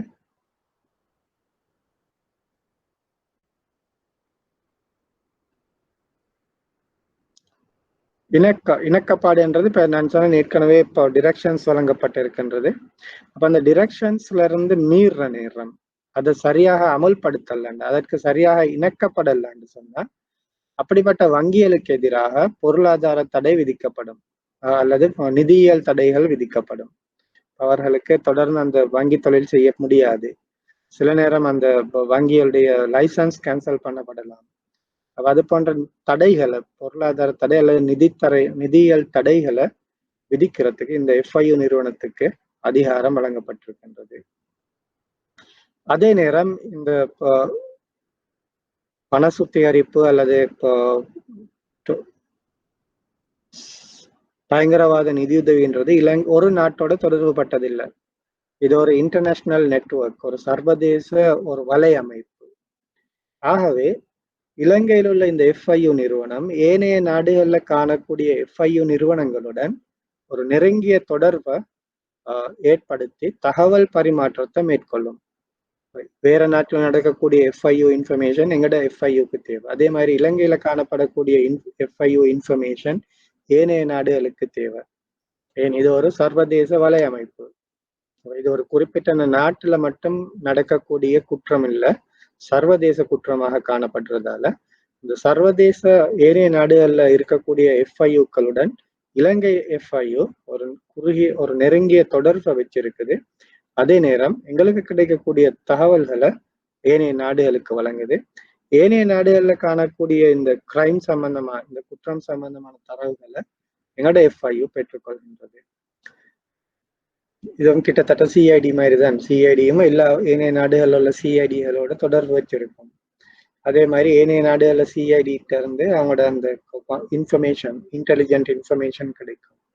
அதே மாதிரி இது நிதியியல் சம்பந்தமான இன்டெலிஜென்ட் இன்ஃபர்மேஷன் தகவல் பரிமாற்றம் இந்த FIUவால ஏனைய FIUக்களுடன் மேற்கொள்ளப்படும்.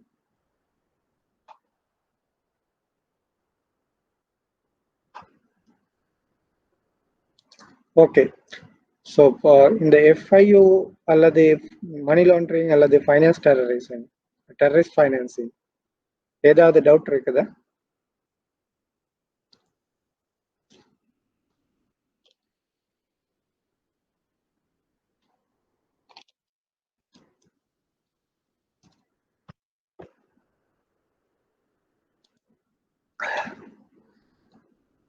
ஓகே, யாருமே கதைக்கிற மாதிரி இல்லை. ஓகே, அடுத்த டாபிக்கு போவோம். அந்த ஃபர்ஸ்ட் முதலாவது ஸ்லைட்ல நான் 4 விதமான தலையங்கம் போட்டிருந்தேன். அதுல 2 நாங்க இப்ப முடிச்சிட்டோம். பண தூய்மையாக்கலும், பயங்கரவாத நிதியுதவியும். அடுத்த 2 இது சட்டவிரோத நடவடிக்கையோட சம்பந்தப்பட்டது தான் முதல் 2. 2வது 2 விடயம் கேஒய்சி, சிடிடி என்றது சட்டவிரோத நடவடிக்கையோட தொடர்புபட்டதில்லை. இது பொதுவா எல்லா வாடிக்கையாளரோடையும் சம்பந்தப்பட்டது. வங்கிக்கு செல்லக்கூடிய அனைத்து வாடிக்கையாளரோடையுமே சம்பந்தப்பட்டதுதான். இந்த வாடிக்கையாளர் அறிந்து கொள்ளக்கூடியதும், வாடிக்கையாளர் மீதான உரிய அக்கறை என்று சொல்லக்கூடிய இந்த 2 விடயம் கேஒய்சி, சிடிடி என்றது. அதுல முதலாவது கேஒய்சி தொடர்பா பார்ப்போம்.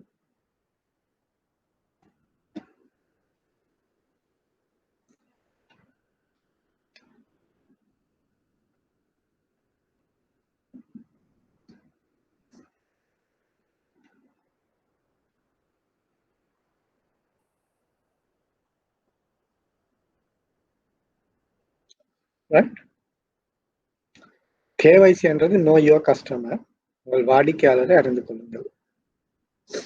அப்போ ஒவ்வொரு வங்கியும் தங்களுடைய ஒவ்வொரு வாடிக்கையாளரையும், அது தனிப்பட்ட நபரா இருக்கலாம், அல்லது ஒரு நிறுவனமா இருக்கலாம், அல்லது அரசாங்கமா இருக்கலாம், அல்லது ஒரு அரச சார்பற்ற நிறுவனமா இருக்கு, என்ஜிஓன்னு சொல்லக்கூடியது. அப்படி இல்லை ஒரு கிளப், ஒரு ஸ்போர்ட்ஸ் கிளப்பா இருக்கலாம். எந்த விதமான வாடிக்கையாளராக இருந்தாலும் அவர்கள் பற்றிய ஒரு பூரண அறிவு ஒரு வங்கிக்கு கட்டாயம் காணப்பட வேண்டும். வங்கிகள் தங்கள் வாடிக்கையாளரையும் அவருடைய நிதி பரிவர்த்தனைகளையும் நன்கு அறிந்து கொள்ள வேண்டும், புரிந்து கொள்ள வேண்டும். இந்த கேஒய்சி, அதாவது இந்த வாடிக்கையாளரை நாங்க ஆரம்பத்திலே நல்ல முறையில அறிந்து கொள்ள முடியுமா? அவருடைய என்ன தொழில் செய்யறாரு, எவ்வாறு சம்பாதிக்கிறாரு, அவருடைய சம்பளம் எவ்வளவு, அவருடைய பேக்ரவுண்ட் என்னது என்று போன்ற விடயங்களை ஆரம்பத்திலே ஒரு வங்கியால நல்ல முறையில அறிந்து கொள்ள முடியுமா இருந்தா இது இந்த பண மோசடி மற்றும் ஏனைய குற்றங்கள்ல அந்த வாடிக்கையாளர் ஈடுபடுறதையும் அந்த வாடிக்கையாளரால வங்கிகள் பயன்படுத்தப்படுறதையும் தடுக்க முடியும். ஒரு ஒழுங்கான கேஒய்சி சிஸ்டம் வந்து பேங்க்ல இருக்கணும்னு சொன்னா டெரரிஸ்ட் ஃபைனான்சிங்கோ அல்லது ஆன்டி மணி லாண்டரிங்கோ அல்லது ஏனைய நிதியியல் மோசடிகள் குற்றங்கள் நடைபெறுவது மிக குறையும். என்ற கேஒய்சியுடைய நோக்கம் அதான். உங்களோட வாடிக்கையாளரை ஆரம்பத்திலே சரியான முறையில விளங்கிக் கொள்ளுங்க. ஆரம்பத்துல விளங்கினா மட்டும் போதாது, காலத்துக்கு காலம் அதை நீங்க அப்டேட் செய்யணும். வார நேரம் நல்லா வருவாரு, கோட் சூட் எல்லாம் போட்டு பேங்க்குக்கு வருவாரு, எப்போ அக்கௌண்ட் ஓபன் பண்றீங்க, ரைட்? கோட் சூட் எல்லாம் போட்டு பிஎம்டபிள்யூ கார்ல வந்து இறங்கி போயிட்டு அழகா நல்லா இங்கிலீஷ்ல கதைச்சு அக்கௌண்ட் ஓபன் பண்ணிடுவாரு. அந்த நேரம் அவர் நல்லவரா தெரியவார் வங்கிக்கு. ஓகே, வங்கியும் சொல்லும் ஓகே வேற பார்த்தா நல்லவரா இருக்கிறாரு, அக்கௌண்ட் ஓபன் பண்ணிடுவாங்க. அக்கௌண்ட் ஓபன் பண்ணிட்டு போயிட்டு ஒரு 2 மாசம் 3 மாசம் போனதுக்கு பிறகுதான் அவருடைய எல்லா தில்லுமுள்ளும் இந்த அக்கௌண்ட்டுக்குள்ளால நடக்கும். ஸோ ஆகவே இந்த கேஒய்சியை பொறுத்தவரையில வங்கிகள் ஒரு கஸ்டமர், ஒரு வாடிக்கையாளர் வங்கிக்கு முதலாவது எப்போ வராரோ, முதலாவது எப்போ ஒரு அக்கௌண்ட் ஓபன் பண்றாரோ அந்த நேரம் மேற்கொள்ள வேண்டும். அதுக்கு பிறகு காலத்துக்கு காலம் அதை அப்டேட் பண்ண வேண்டும். அப்ப அன்னைக்கு ஓபன் பண்ற நேரம் எடுத்த டீட்டெயிலே 10 வருஷத்துக்கு வச்சிருக்க முடியாது. ஏன், ஆட்கள் மாறலாம். அன்னைக்கு அவர் நல்லவரா இருந்திருப்பாரு, இல்ல அதுக்கு பிறகு அவர் கெட்டவரா மாறி இருப்பாரு, இல்ல உண்மையிலே அவர் கெட்டவரா இருந்தும் அன்னைக்கு அவர் நல்ல மாதிரி வந்திருப்பார், நல்லவரா காட்டி இருப்பாரு. ஆகவே இடைக்கட குறைஞ்சது 6 மாசத்துக்கு ஒரு முறை அல்லது ஒரு வருடத்துக்கு ஒரு முறை இந்த கேஒய்சி இன்ஃபர்மேஷனை அப்டேட் பண்ண வேண்டிய ஒரு தேவைப்பாடு காணப்படுகின்றது. அப்ப அவ்வாறு ஆரம்பத்திலே செஞ்சுட்டு இடைக்கட இந்த அப்டேட்டிங் செய்யறதன் மூலம் இந்த பண மோசடி நடவடிக்கைகள் அல்லது குற்றவியல் நடவடிக்கைகளை தடுத்து கொள்ள முடியும் அந்த வங்கியால.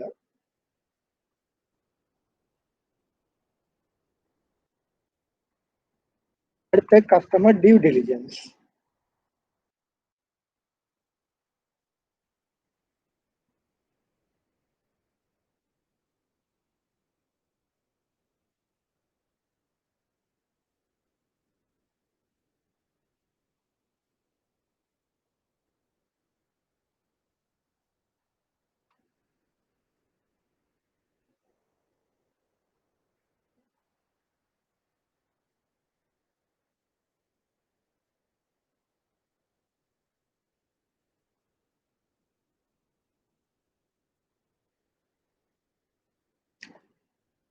டியூ டிலிஜென்ஸ் என்னன்னு பார்ப்போம். பொதுவா ஒரு கணக்கு திறக்கும் போது வருங்கால வாடிக்கையாளர் பற்றிய தகவல்களை கண்டறியும் ஒரு செயல்முறை தான் கஸ்டமர் டியூ டிலிஜென்ஸ் என்று சொல்றது. இதுவும் கூட கேவைசி மாதிரி இந்த பண மோசடிகளை தடுப்பதற்கான ஒரு ஆரம்ப படி.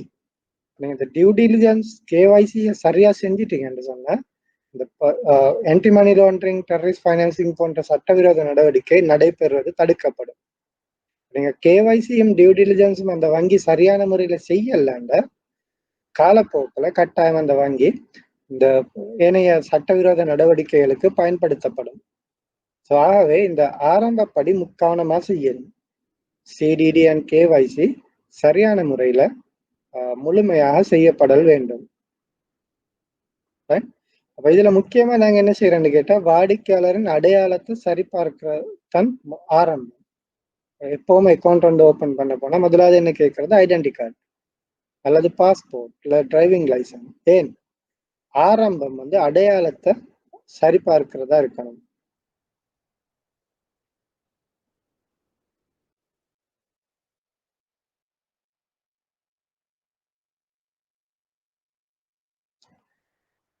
அடுத்தது டியூ டிலிஜென்ஸ்ல இன்னொரு பகுதி தான் அசாதாரண அல்லது சந்தேகத்துக்கிடமான நிதி நடவடிக்கை ஏற்படும் சொன்னா அதை கண்டுபிடிச்சு எஃப்ஐயுக்கு அறிவிக்கணும். அது சந்தேகத்துக்கிடமான நடவடிக்கையை கண்டுபிடிச்சு அது சம்பந்தப்பட்ட நிறுவனங்களுக்கு சில நேரம் எஃப்ஐயூ இல்லைன்னு சொன்னா போலீஸுக்காலும் சொல்லக்கூடிய ஒரு சந்தர்ப்பம் காணப்படும். அந்த சம்பந்தப்பட்ட தரப்புக்கு இந்த சந்தேகத்துக்கிடமான நடவடிக்கைகளை கட்டாயம் என்ன செய்யறது அறிவிக்கணும். உதாரணத்தை சொல்லும் ஒருத்தர் ஒரு கஸ்டமர் காலையில 10 மணி பேங்க்குக்கு போறாரு, போயிட்டு பேங்க் விட்டு 12 மணி வரையும் வெளியே வரல. அதுக்குள்ளே அவர் அங்கிட்டும் இங்கிட்டும் நடந்து கொண்டும் உலாத்தி கொண்டும் இருக்கிறாரு. போறாரு, ஒரு இடத்துல நிக்கிறாரு, திரும்ப வந்து உட்கார்றாரு, இன்னும் கொஞ்சம் இன்னொரு போறாரு, திரும்ப இன்னொரு இடத்துல போயிட்டு உட்கார்றாரு. அப்படியே ஒரு 2 ஹவரா பேங்க் உள்ளுக்கே இருக்கிறாரு. இது வந்து ஒரு அசாதாரண நடவடிக்கை. பேங்க் என்ன செய்யும்? உடனே போலீஸுக்கு கால் பண்ணணும்.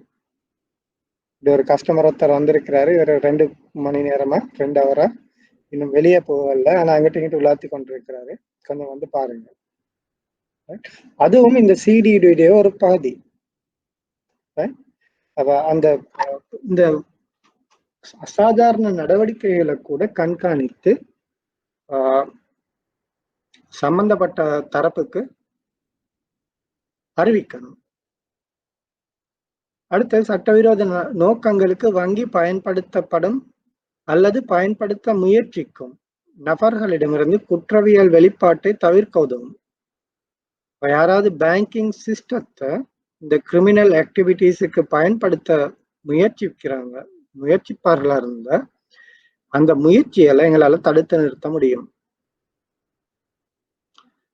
அடுத்தது ஒரு வங்கி எப்பொழுதுமே பொதுவாக சொல்லப்படக்கூடிய ஒரு விடயம் தான் சிறந்த வங்கி நடவடிக்கைகளை பயன்படுத்தணும், பின்பற்றணும். பெஸ்ட் பிராக்டிசஸ் என்று சொல்றது பாதுகாப்பான மற்றும் சிறந்த வங்கி நடைமுறைகளை ஒவ்வொரு வங்கியுமே கடைபிடிக்க வேண்டும். அடுத்த ரெக்கார்ட் கீப்பிங். கட்டாயம் இந்த வாடிக்கையாளர் தொடர்பான தரவுகளை பதிவு செய்து பேணப்படல் வேண்டும்.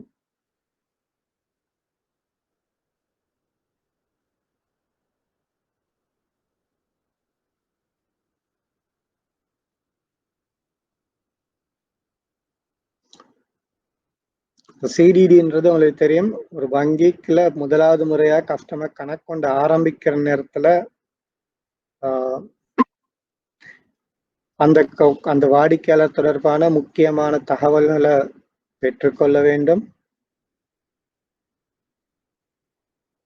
அதுக்கு பின்னால தொடர்ந்து அவரை கண்காணிக்கவும் வேண்டும். ரெண்டும் முக்கியம். ஆரம்பத்துல பெற்ற கொண்ட தகவல்களை தொடர்ந்து அதை கவனித்துக் கொள்ள. ஏதாவது மாற்றங்கள் ஏற்படும் சொன்னா அதுக்கு ஏற்ற மாதிரி அந்த கஸ்டமருடைய ரிஸ்க் ப்ரொஃபைல் என்று சொல்லக்கூடியது அதை நாங்க மாற்றிக்கொள்ள வேண்டும். ஸோ ஆரம்பத்துல நீங்க ஒரு வங்கி இதை சரியா செஞ்சிருன்னு சொன்னா அந்த வங்கிக்கு ஏற்படக்கூடிய இடர்நேர்வுகள், பண மோசடிகள், நிதி மோசடிகள், நிதி குற்றங்கள் மூலம் ஏற்படக்கூடிய இடர்நேர்வுகளை குறைத்துக் கொள்றதுக்கு இது உதவும். அது ஆரம்பத்திலே சரியா செஞ்சிடணும்.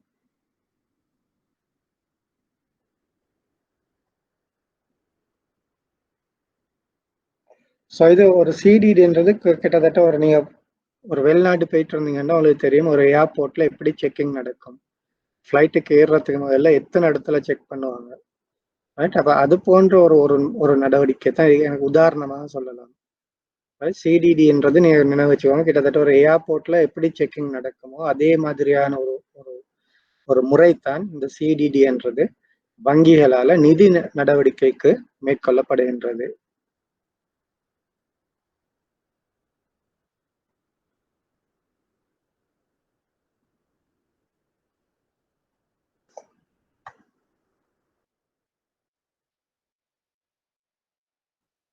உங்களுக்கு தெரியும் சிடிடி என்றது முக்கியமா கஸ்டமருடைய ஐடென்டிட்டி, அறிமுகத்தை உறுதி செய்யறது.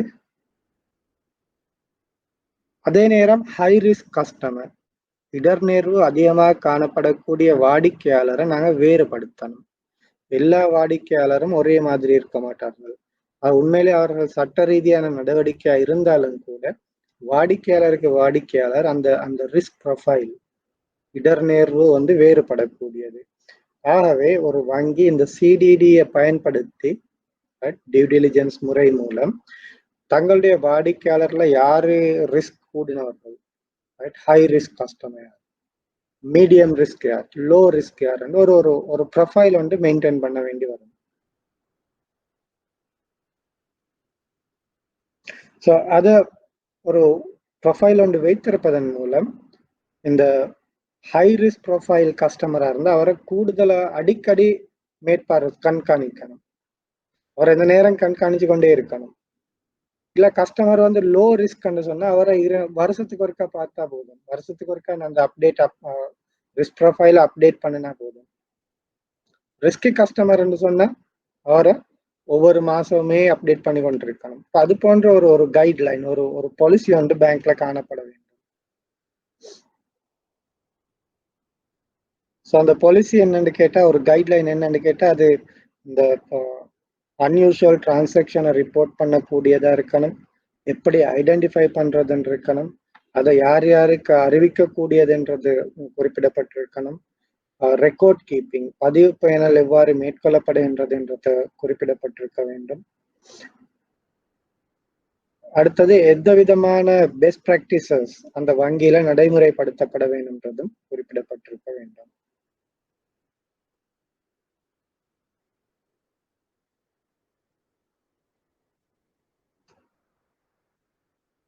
சிடிடியோட இன்னொரு பகுதி தான் வாடிக்கையாளரை நான் ஏற்கனவே சொன்ன மாதிரி வரையறுத்தல். இதுல சில குறிப்பிட்ட விதமான வரையறைப்பு நான் உங்களுக்கு உதாரணத்துக்கு நான் தந்திருக்கிறேன். முதலாவது வகையான கஸ்டமர் வாடிக்கையாளர் தான் வழக்கமான வாடிக்கையாளர். அவர் எந்த நாளும் வருவாரு. அவர் நல்லா தெரியும், பேங்க்கு பக்கத்துல தானே அவருடைய கடை இருக்குது. ரைட். இல்ல இவர் இந்த இடத்துல தான் வேலை செய்யறாருன்றது உங்களுக்கு நல்லா தெரியும். எந்த நாளுமே வருவாரு, எந்த நாளுமே டிபாசிட் செய்ய வருவாரு அல்லது வித்ட்ரா பண்ண வருவாரு, அடிக்கடி வரக்கூடியவர். அது வழமையான வாடிக்கையாளர்.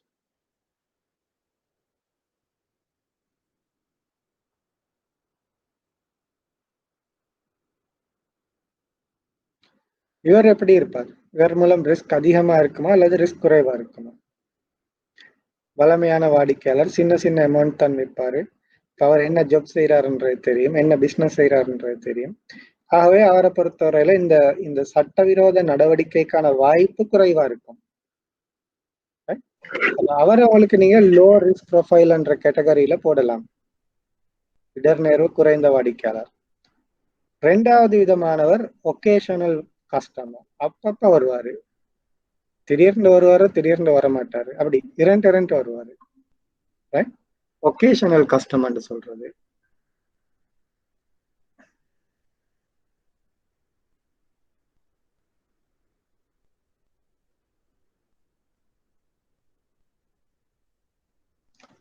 ஓகே. ஸோ எந்த நாளும் வர மாட்டாரு, எந்த நாளும் டிரான்சாக்ஷன் இருக்காது. திடீர்னு வருவாரு, இடைக்கடை வருவாரு. ஆனா அவர் எங்க இருக்கிறாரு, என்ன வேலை செய்யறாருன்ற டீட்டெயிலும் கொஞ்சம் குறைவா இருக்கும். அவருக்கு கொஞ்சம் ரிஸ்க் கூட, கிரிமினல் ஆக்டிவிட்டீஸுக்கு போகக்கூடியதான ரிஸ்க் வந்து கொஞ்சம் கூட. அடுத்த வகையான வகைத்தான் ஒரு முறை வாடிக்கை, ஒன் டைம் கஸ்டமர். பேங்க்குக்காரர் ஒருக்கா தான் வருவாரு.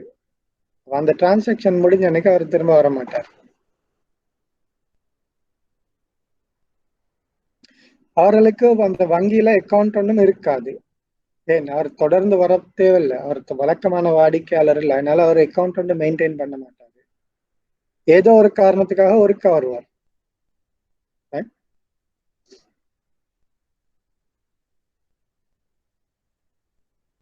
உதாரணத்துக்கு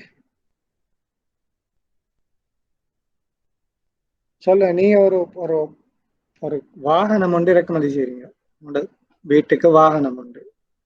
எந்த நாளும் நீங்க வாகனம் இறக்குமதி செய்யறதா இல்ல. அப்ப உங்களுக்கு தெரியும், வாகனம் ஒன்று இறக்குமதி செய்யறா ஒரு லெட்டர் ஆஃப் கிரெடிட், எல்சி ஒன்று திறக்க வேண்டும். அப்ப அந்த எல்சி வந்து எந்த பேங்க்லயும் திறக்கலாம், எந்த கமர்ஷியல் பேங்க்லயும் திறக்கலாம். அப்ப நீங்க ஒரு பேங்க்கு போறீங்க, உதாரணத்துக்கு சொல்லும் HNB. அங்க உங்களுக்கு ஒரு அக்கௌண்ட்டும் இல்லை, ஆனா நீங்க அங்க போயிட்டு எல்சி வந்து திறக்கலாம். அப்ப எல்சியை திறந்து அந்த வாகனத்தை கொண்டு வந்து தவிர நீங்க திரும்ப அந்த பேங்க்கு போக தேவைப்படாது. அப்ப அந்த ஒரு நடவடிக்கைக்காக மாத்திரம்தான் நீங்க போறீங்க. அதை செஞ்சு முடிச்ச அன்னைக்கு நீங்க அந்த பேங்கோட உங்களுக்குள்ள தொடர்பு வந்து இல்லை. அப்ப அது போன்ற கஸ்டமர் தான் ஒரு முறை வாடிக்கை அல்லது ஒன் டைம் கஸ்டமர் சொல்றது. அடுத்தது மூன்றாம் தரப்பு வாடிக்கையாளர்.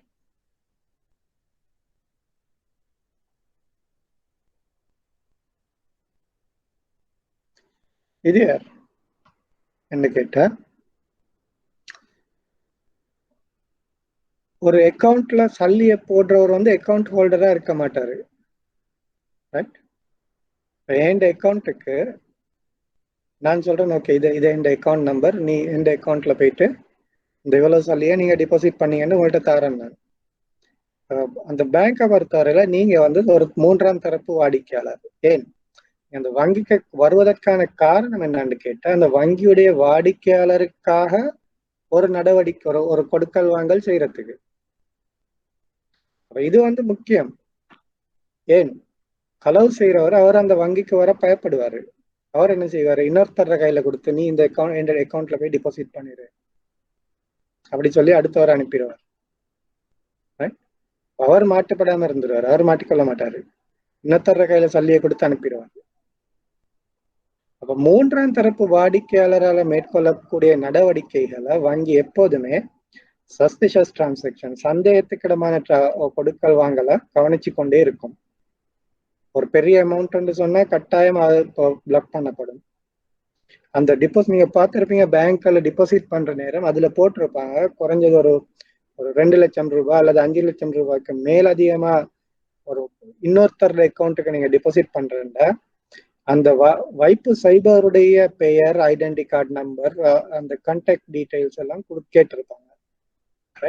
ஏன்னு கேட்டா, இந்த மூன்றாம் தரப்பு வாடிக்கையாளர் இந்த மேலுள்ளவங்களை விட ரிஸ்க் கூடினவர். ஒரு முறை வந்துட்டு போனா ஓகே, அவர் டிரான்சாக்ஷன் ஜெனுவினா இல்லையான்னு பார்க்கலாம், அது முடிஞ்சா ரிஸ்க் இல்லை, அதே வரை அவர் வரமாட்டார். எந்த நாளும் வார கஸ்டமரா இருந்தாலும் பிரச்சனை இல்லை. ஆனா கஸ்டமர் வராம இன்னொருத்தர அனுப்புறாருன்னு சொன்னா அதுக்கு கொஞ்சம் இடர்நேர்வு கூட, பல ரிஸ்க் இருக்குது. அப்ப இந்த விதமான இந்த மூன்றாம் தரப்பு கொடுக்கல் வாங்கல வங்கிகள் மிக அவதானமாக கண்காணித்துக் கொண்டிருக்கும். அடுத்தது ஒர்க்கிங் கஸ்டமர்.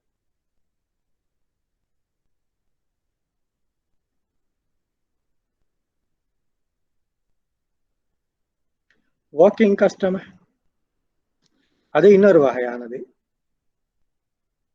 ரைட், இப்போ அவருக்கு வந்து ஏற்கனவே வங்கியோட எந்த தொடர்பும் இருக்காது, திடீர்னு வருவாரு, ஒரு நடவடிக்கையை மேற்கொள்வாரு, பெற்றுவாரு. உதாரணத்துக்கு சொல்ல, உங்களோட கையில 5000 ரூபாய் காசு இருக்குது, அதை நீங்க மாத்தணும், காசை மாத்திக்கொள்ளணும். ரைட், பக்கத்துல ஒரு இப்போ பேங்க் பிரான்ச் ஒன்று இருக்கு. இப்போ நீங்க அந்த பேங்க் பிரான்ச்சுக்கு போறீங்க, ஆனா உண்மையிலே நீங்க அந்த பிரான்ச்சுடைய வாடிக்கையாளர் இல்லை, உங்களுக்கு அந்த பேங்க்ல அக்கௌண்ட்டும் இல்லை. போற நோக்கம் என்னது, இந்த சல்லியை மாத்திக் கொள்றதுக்கு. அது மாதிரியான வாடிக்கையாளர் வாக்-இன் கஸ்டமர்.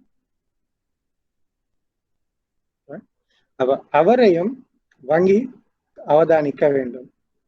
ஏன் நீங்க சல்லியை மாத்திர மாதிரி போயிட்டு வேற எதையாவது செஞ்சுட்டு வரலாம், சிஸ்டத்தை ஹேக் பண்ணையிலும், இல்ல அங்க ஒரு ஒரு பயங்கரவாத நடவடிக்கை ஏற்படுத்திலும். அப்ப வாக்-இன் கஸ்டமரும் கூட ரிஸ்க் கூடுனவர், அவரையும் கட்டாயம் வங்கிகள் கவனிக்கும்.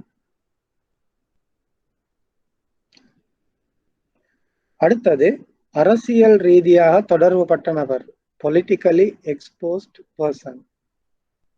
பெப்ஸ் என்று சொல்றது பொலிட்டிக்கலி எக்ஸ்போஸ்ட் பர்சன். இவர் வந்து ஒரு அரசியல்வாதியா இருப்பாரு, இல்ல ஒரு அரசியலோட சம்பந்தப்பட்டவரா இருப்பாரு. இவருக்கு என்ன சொல்லுதுன்னு கேட்டா, இந்த சிடிடியின் அடிப்படையில, டியூ டிலிஜென்ஸின் அடிப்படையில இந்த அரசியலோடு தொடர்புபட்ட நபர்கள் எப்பவுமே ஹை ரிஸ்க் கேட்டகரியாகத்தான் கருதப்படுவார்கள். அவர்கள் வந்து ஹை ரிஸ்க் கஸ்டமர்ஸ். இவர்களுக்கு அதிகமான சிடிடி நடைமுறைகள் மேற்கொள்ளப்படும். மற்ற கஸ்டமரை விட இவரை அதிகமா கண்காணிக்கணும், இவரை பற்றிய டீட்டெயில் அதிகமா எடுக்கணும்.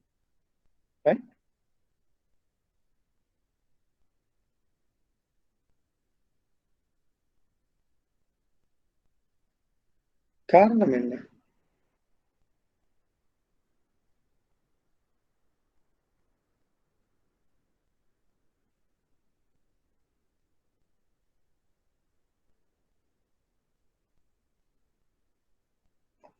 இல்ல தெரியும், பொலிட்டீஷியன்ஸ் அதாவது அரசியல்வாதிகள் அவர்களுடைய நோக்கம் வேறு, அவர்களுடைய தொழிற்பாடுகள் வேறு, அவர்கள் சல்லி சம்பாதிக்கக்கூடிய முறைகள் வேறு. ஆகவே இவர்கள் இணைய நாடுகளுக்கு எந்த விதமான அரசியல் தொடர்பு இருக்குன்னு தெரியாது. அரசியல்வாதிகளுக்கு நிறைய நன்கொடைகள் வரும், அவர்களுடைய இந்த அரசியல் வாழ்க்கை அல்லது அரசியல் தொடர்பான செலவுகளுக்காக எலெக்ஷன் நேரத்துல நிறைய டொனேஷன்ஸ் வரலாம், அல்லது ஃபண்ட் ரேஸ் பண்ணலாம், ஃபண்டிங். அந்த மாதிரியான நடவடிக்கைகள் வந்து கொஞ்சம் இடர்நேர்வு கூட. ஆகவே இந்த அரசியல்வாதிகளோடு தொடர்புபட்ட நேரம் அவர் ஒரு அக்கவுண்ட் ஹோல்டரா இருந்தா அவரை பத்தி அதிகமான கண்காணிப்புகள் மேற்கொள்ளப்பட வேண்டும். உண்மையிலே இது அரசியல்வாதியா இருந்தா அவருடைய குடும்பமே கண்காணிக்கப்படும். அவருடைய மனைவி, அவருடைய பிள்ளைகள், ஃபேமிலி மெம்பர், குடும்ப அங்கத்தவர்கள், நெருங்கிய தொடர்புள்ளவர்கள், அவர்கள் எல்லாருமே கவனிக்கப்பட வேண்டும். உங்களுக்கு தெரியும், இந்தியாவில் சொல்லுவாங்க பினாமி என்று. அரசியல்வாதிகள் அவங்களோட சொத்துக்களை அவங்களோட பேர்ல வச்சிருக்க மாட்டாங்க, பினாமியோட பேர்ல தான் வச்சிருப்பாங்க. அவர் அது வந்து க்ளோஸ் அசோசியேட், நெருக்கமா தொடர்புபட்டவர். பினாமியை பிடிச்சா அவர்கிட்ட என்ன இருக்குன்ற எல்லாம் எடுத்துடலாம். அந்த க்ளோஸ் தொடர்பு பட்டவரா இருக்கலாம், அல்லது அவருடைய ஃபேமிலி மெம்பரா இருக்கலாம், யாரா இருந்தாலுமே அவர்கள் பற்றி அதிகமான கண்காணிப்புகள் வங்கிகளால மேற்கொள்ளப்பட வேண்டும். இது ஒரு சட்டம், இந்த டிரெக்ஷன்ஸ் எல்லாம் உள்ளடக்கப்பட்டிருக்குது. எஃப்டிஆர்ஏலையும் இருக்குது, அடுத்த சிடிடி டிரெக்ஷன்ஸ் எல்லாம் இருக்குது, இலங்கை மத்திய வங்கியால வழங்கப்பட்ட டிரெக்ஷன்லையும் இருக்குது. இது ஒரு டிரெக்ஷன். அவர் ஒரு அரசியல் ரீதியான நபரா இருந்தா அவருடைய சிடிடி மட்டுமல்ல, அவருடைய குடும்பம், அவரோட சம்பந்தப்பட்டவர்கள், நெருங்கிய தொடர்பு வச்சிருக்கிறவர்கள் எல்லாருடைய அக்கௌண்ட்டுமே பேங்க் வந்து எந்த நேரம் மானிட்டர் பண்ணி கொண்டே இருக்கும்.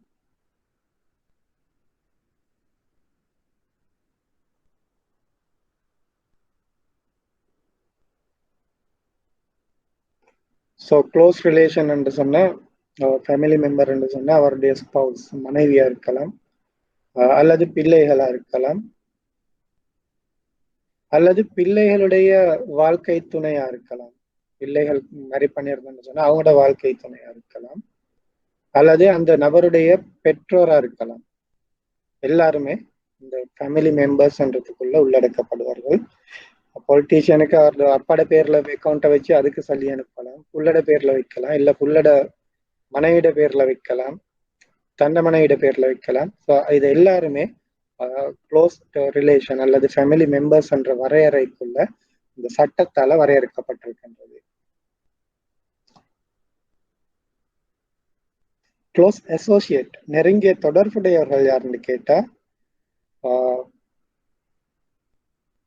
அந்த பொலிட்டிக்கல் எக்ஸ்போஸ்ட் பர்சனோட ஒரு சொத்துல பங்கு இருக்கலாம். அதான் நான் சொன்னேன், பினாமி பேர்ல தான் வச்சிருப்பாங்க.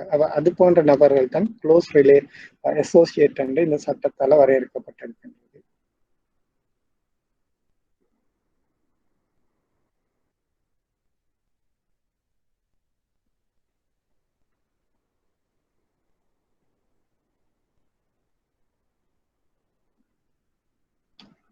அடுத்தது இதுல இல்லாத ஒரு விடயம் நான் சும்மா எக்ஸ்பிளைன் பண்ணிவிட்டேன். ஆனா முக்கியம் இல்லை, 15 மினிட்ஸ் டைம் இருக்கிறதால இந்த ரிப்போர்ட்டிங் எப்படி சஸ்பிஷியஸ் டிரான்சாக்ஷன் ரிப்போர்ட் பண்ணப்படுகின்றதுன்றது ஒரு முறை ஒன்று இருக்குது. உதாரணத்துக்கு சொல்லும், ஒரு சிஐடிக்கு எப்படி அந்த துப்பு கிடைக்குது, ரைட்? அது மாதிரி தான் சிஐடி வந்து எப்படி துப்பு தேடுறாங்க. யாராவது ஒருத்தர் ஒரு கோலை பண்ணி சொல்லுவார், இங்க இப்படி ஒண்ணு நடக்குது, நீங்க வந்து பாருங்க, ரைட்? அப்படி இல்லை, ஒரு மொட்டை கடிதம், பேர் ஊர் ஒன்றும் இருக்காது, ஒரு கடிதம் ஒன்று வரும், ரைட்? அப்ப அந்த கோல் பண்ணி சொல்றது, அதுக்கு சொல்ற டிப்பிங் ஆஃப், டிப் ஒன்று கொடுக்குறேன்.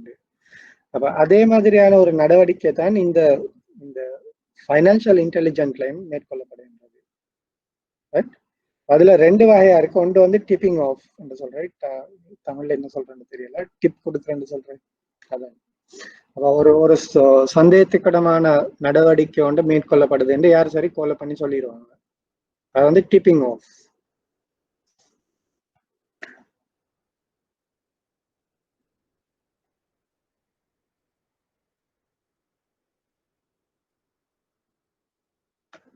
அடுத்த வில்ஃபுல் பிளைண்ட்னஸ். இது வந்து உங்களுக்கு தெரியும், ஆனா நீங்க சொல்லாம இருக்கிறீங்க. ஒரு பிழை ஒன்று நடக்குதுன்னு தெரியுது, ஆனா நீங்க அது போலீஸுக்கோ அல்லது வேற அந்த சம்பந்தப்பட்ட தரப்புக்கு சொல்றதுக்கு பயப்படுறீங்க. ஆனா அந்த இன்வெஸ்டிகேஷன்ல தெரிய வருது, அவங்களுக்கு ஏற்கனவே அது தெரிஞ்சிருந்தோம், இப்படி ஒரு குற்றம் நடக்குது அல்ல நடக்க போன்றன்னு தெரிஞ்சிருந்தோம். நீங்க இத அந்த எஃப்ஐஓ யூனிட்டுக்கு இன்ஃபார்ம் பண்ண தவறுனா உங்களுக்கு எதிராக சட்ட நடவடிக்கை எடுக்கப்படும்.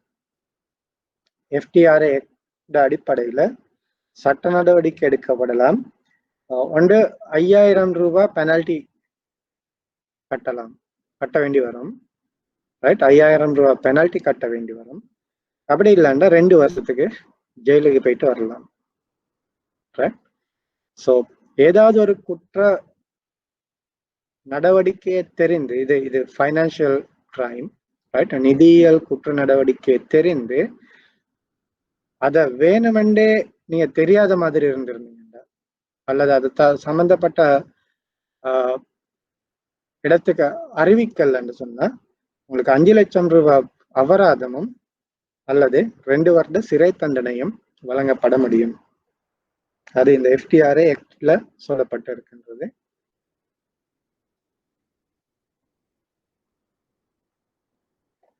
ஸோ நீங்க அதுவும் தெரிஞ்சு வச்சு, இப்போ முக்கியமா பேங்க்ல வேலை செய்யறேன்னு சொன்னா பேங்க்ல நீங்க டெல் அக்கௌண்ட், அதாவது டெல்லர்ஸ் தெரியும், முன்னால இருப்பாங்க, சல்லி டிபாசிட் எடுக்கிறதுக்கும் சல்லிக்கு வித்ட்ரா பண்ற நேரம் அதை கொடுக்கறதுக்கும் டெல்லர்ஸ். அப்ப டெல்லரா இருக்கிற நேரம் நீங்க ஏதாவது இப்படி டவுட்டல் சம்பந்தமான ஏதாவது வரும்னு சொன்னா நீங்க உடனே அதை இன்ஃபார்ம் பண்ணணும். அப்படி இல்லை பிறகு அது நிரூபிக்கப்பட்டா உங்களுக்கு ஜெயிலுக்கு போக வேண்டி ஏற்படலாம். ஓகே, இவ்வளவுதான் இந்த 4 டாபிக்லையும் நீங்க தெரிஞ்சிருக்க வேண்டியது. பண தூய்மையாக்கல் என்னன்னு தெரியணும், யாரால மேற்கொள்ளப்படுகின்றது, எவ்வாறு மேற்கொள்ளப்படுகின்றது, என்னென்ன கட்டம் இருக்கின்றது பண தூய்மையாக்கல்ல, அது தெரிஞ்சிருக்கணும். டெரரிஸ்ட் ஃபைனான்சிங் என்னன்னு தெரிஞ்சிருக்கணும், ஏன் அது இப்போ வங்கியில பொறுத்தவரையில ஏன் முக்கியம், அதால் ஏற்படக்கூடிய இடர்நேர்வு என்னன்னு தெரிஞ்சிருக்கணும். அடுத்த பண தூய்மையாக்கல் மற்றும் பயங்கரவாத நிதியுதவி அதை எதிர்க்கிறதுக்கு சர்வதேச ரீதியில காணப்படக்கூடிய நிறுவனங்கள் என்ன, அதில் முக்கியமா அந்த எஃப்டிஆர்ஏடைய தொழிற்பாடுகள் என்ன, அவர்கள் அதை எவ்வாறு அந்த எதிர்ப்புகளை நடைமுறைப்படுத்துறாங்கன்றது தெரிஞ்சிருக்கணும். இலங்கை மத்திய வங்கியால ஏஎம்எல்சிஎஃப்டி தொடர்பாக என்னென்ன ரெகுலேஷன்ஸ்கள், என்னென்ன சட்டங்கள் உருவாக்கப்பட்டிருக்கின்றது, எஃப்ஐஓ யூனிட் ஏன் ஆரம்பிக்கப்பட்டிருக்குது, அந்த எஃப்ஐஓ யூனிட்டுடைய ஃபங்க்ஷன்ஸ், அதாவது நடவடிக்கைகள் என்ன, அவர்களுடைய அதிகாரங்கள் பவர்ஸ் என்று சொல்றது, அதிகாரங்கள் என்ன என்று தெரிஞ்சிருக்கணும். அது ரெண்டும் சட்டவிரோத கொடுக்கல், நிதி கொடுக்கல் வாங்கலோட தொடர்புபட்டது. அடுத்தது சட்டவிரோதமோ இல்லையோ, ரைட், ஆனா நீங்க ஒவ்வொரு வாடிக்கையாளரை பத்தி நீங்க அறிந்திருக்க வேண்டும். அதுல ஒன்று கேவைசி, அடுத்தது சிடிடி. சிடிடி என்றது மோ ப்ரோடு, கேவைசியை விட அதிகமாக பரந்த அளவுல வாடிக்கையாளரை பற்றி அறிந்து கொள்றதுதான் சிடிடி என்று சொல்றது. இது ரெண்டுலையும் வாடிக்கையாளர் எவ்வாறு பிரிக்கப்படுறாரு, ஒவ்வொரு இந்த கேவைசி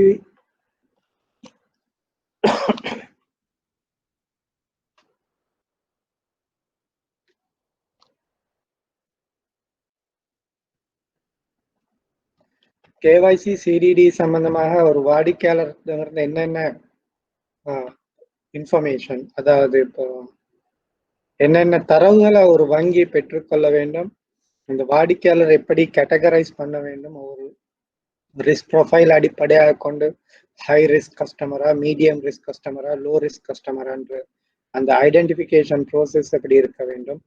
அதே நேரம் ஹை ரிஸ்க் என்று சொன்னா அவர் அடிக்கடி மானிட்டர் பண்ணக்கூடியதா இருக்கணும். லோ ரிஸ்க் என்று சொன்னா ஒரு வருஷத்துக்கு ஒருக்கா அந்த ரிஸ்க் ப்ரொஃபைல் அப்டேட் பண்ணினா போதும்.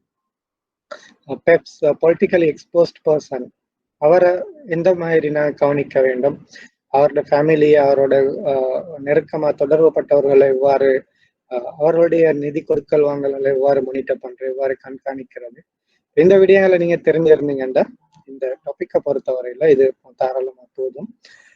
இதுக்கு மேலதிகமா நாங்கள் இந்த இப்படியும் இன்னும் 2 கிழமையில மாதிரி பாஸ் பேப்பர்ஸ் செய்ய தொடங்குவோம். நான் இப்போ ஒரு குறிப்பிட்ட அளவிலான இந்த சப்ஜெக்டுக்குள்ள உள்ளடக்கக்கூடிய ஏரியாஸ்ல ஒரு குறிப்பிட்ட அளவு நான் இப்ப முடிச்சிட்டேன். அதனால இப்ப பாஸ் பேப்பரை செய்யறதுக்கு தொடங்கலாம். அந்த நேரம் இதை விட மேலதிகமா ஏதாவது பழைய பாஸ் பேப்பர்ல கேள்விகள் கேட்கப்பட்டிருந்தா அந்த நேரத்துக்கு அதுக்குரிய விடைகளை நான் தாரேன். ஓகே, இந்த கிளாஸ் இதோட முடிச்சுக்கொள்ளும். திரும்ப அடுத்த கிழமை இன்னொரு டாபிக்ல படிக்கலாம். ஓகே, நன்றி.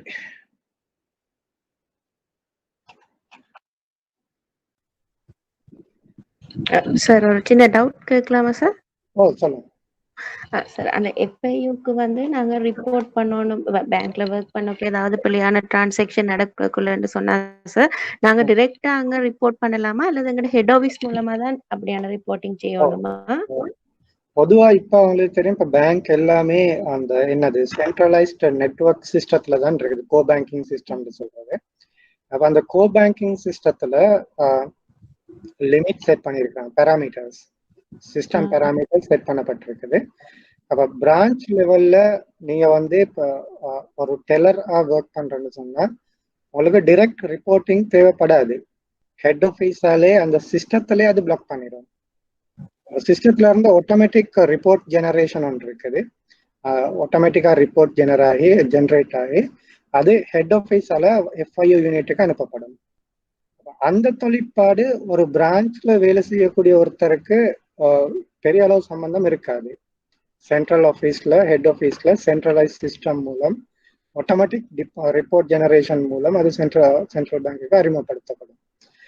உண்மையா சொன்னா சென்ட்ரல் பேங்க்ல உள்ள டேட்டா பேஸும் ஒவ்வொரு வங்கிகளோட கோ பேங்கிங் சிஸ்டமும் இன்டர்லிங்க் கனெக்ட் பண்ணப்பட்டிருக்குது. அப்ப இங்க ரிப்போர்ட் ஆட்டோமேட்டிக் ஜெனரேட் ஆகி ஆட்டோமேட்டிக் ரிப்போர்ட் சென்ட்ரல் பேங்குக்கு அனுப்பப்பட்டிருக்கும். அப்ப அதனால பிரான்ச் லெவல்ல வேலை செய்யற ஆட்களுக்கு இந்த ரிப்போர்ட்டிங்கோட தொடர்பு இல்லை. ஆனா பிரான்ச் லெவல்ல உள்ள ஆட்கள் தான் கஸ்டமரை ஃபேஸ் டு ஃபேஸ் பார்க்க போறார்கள்.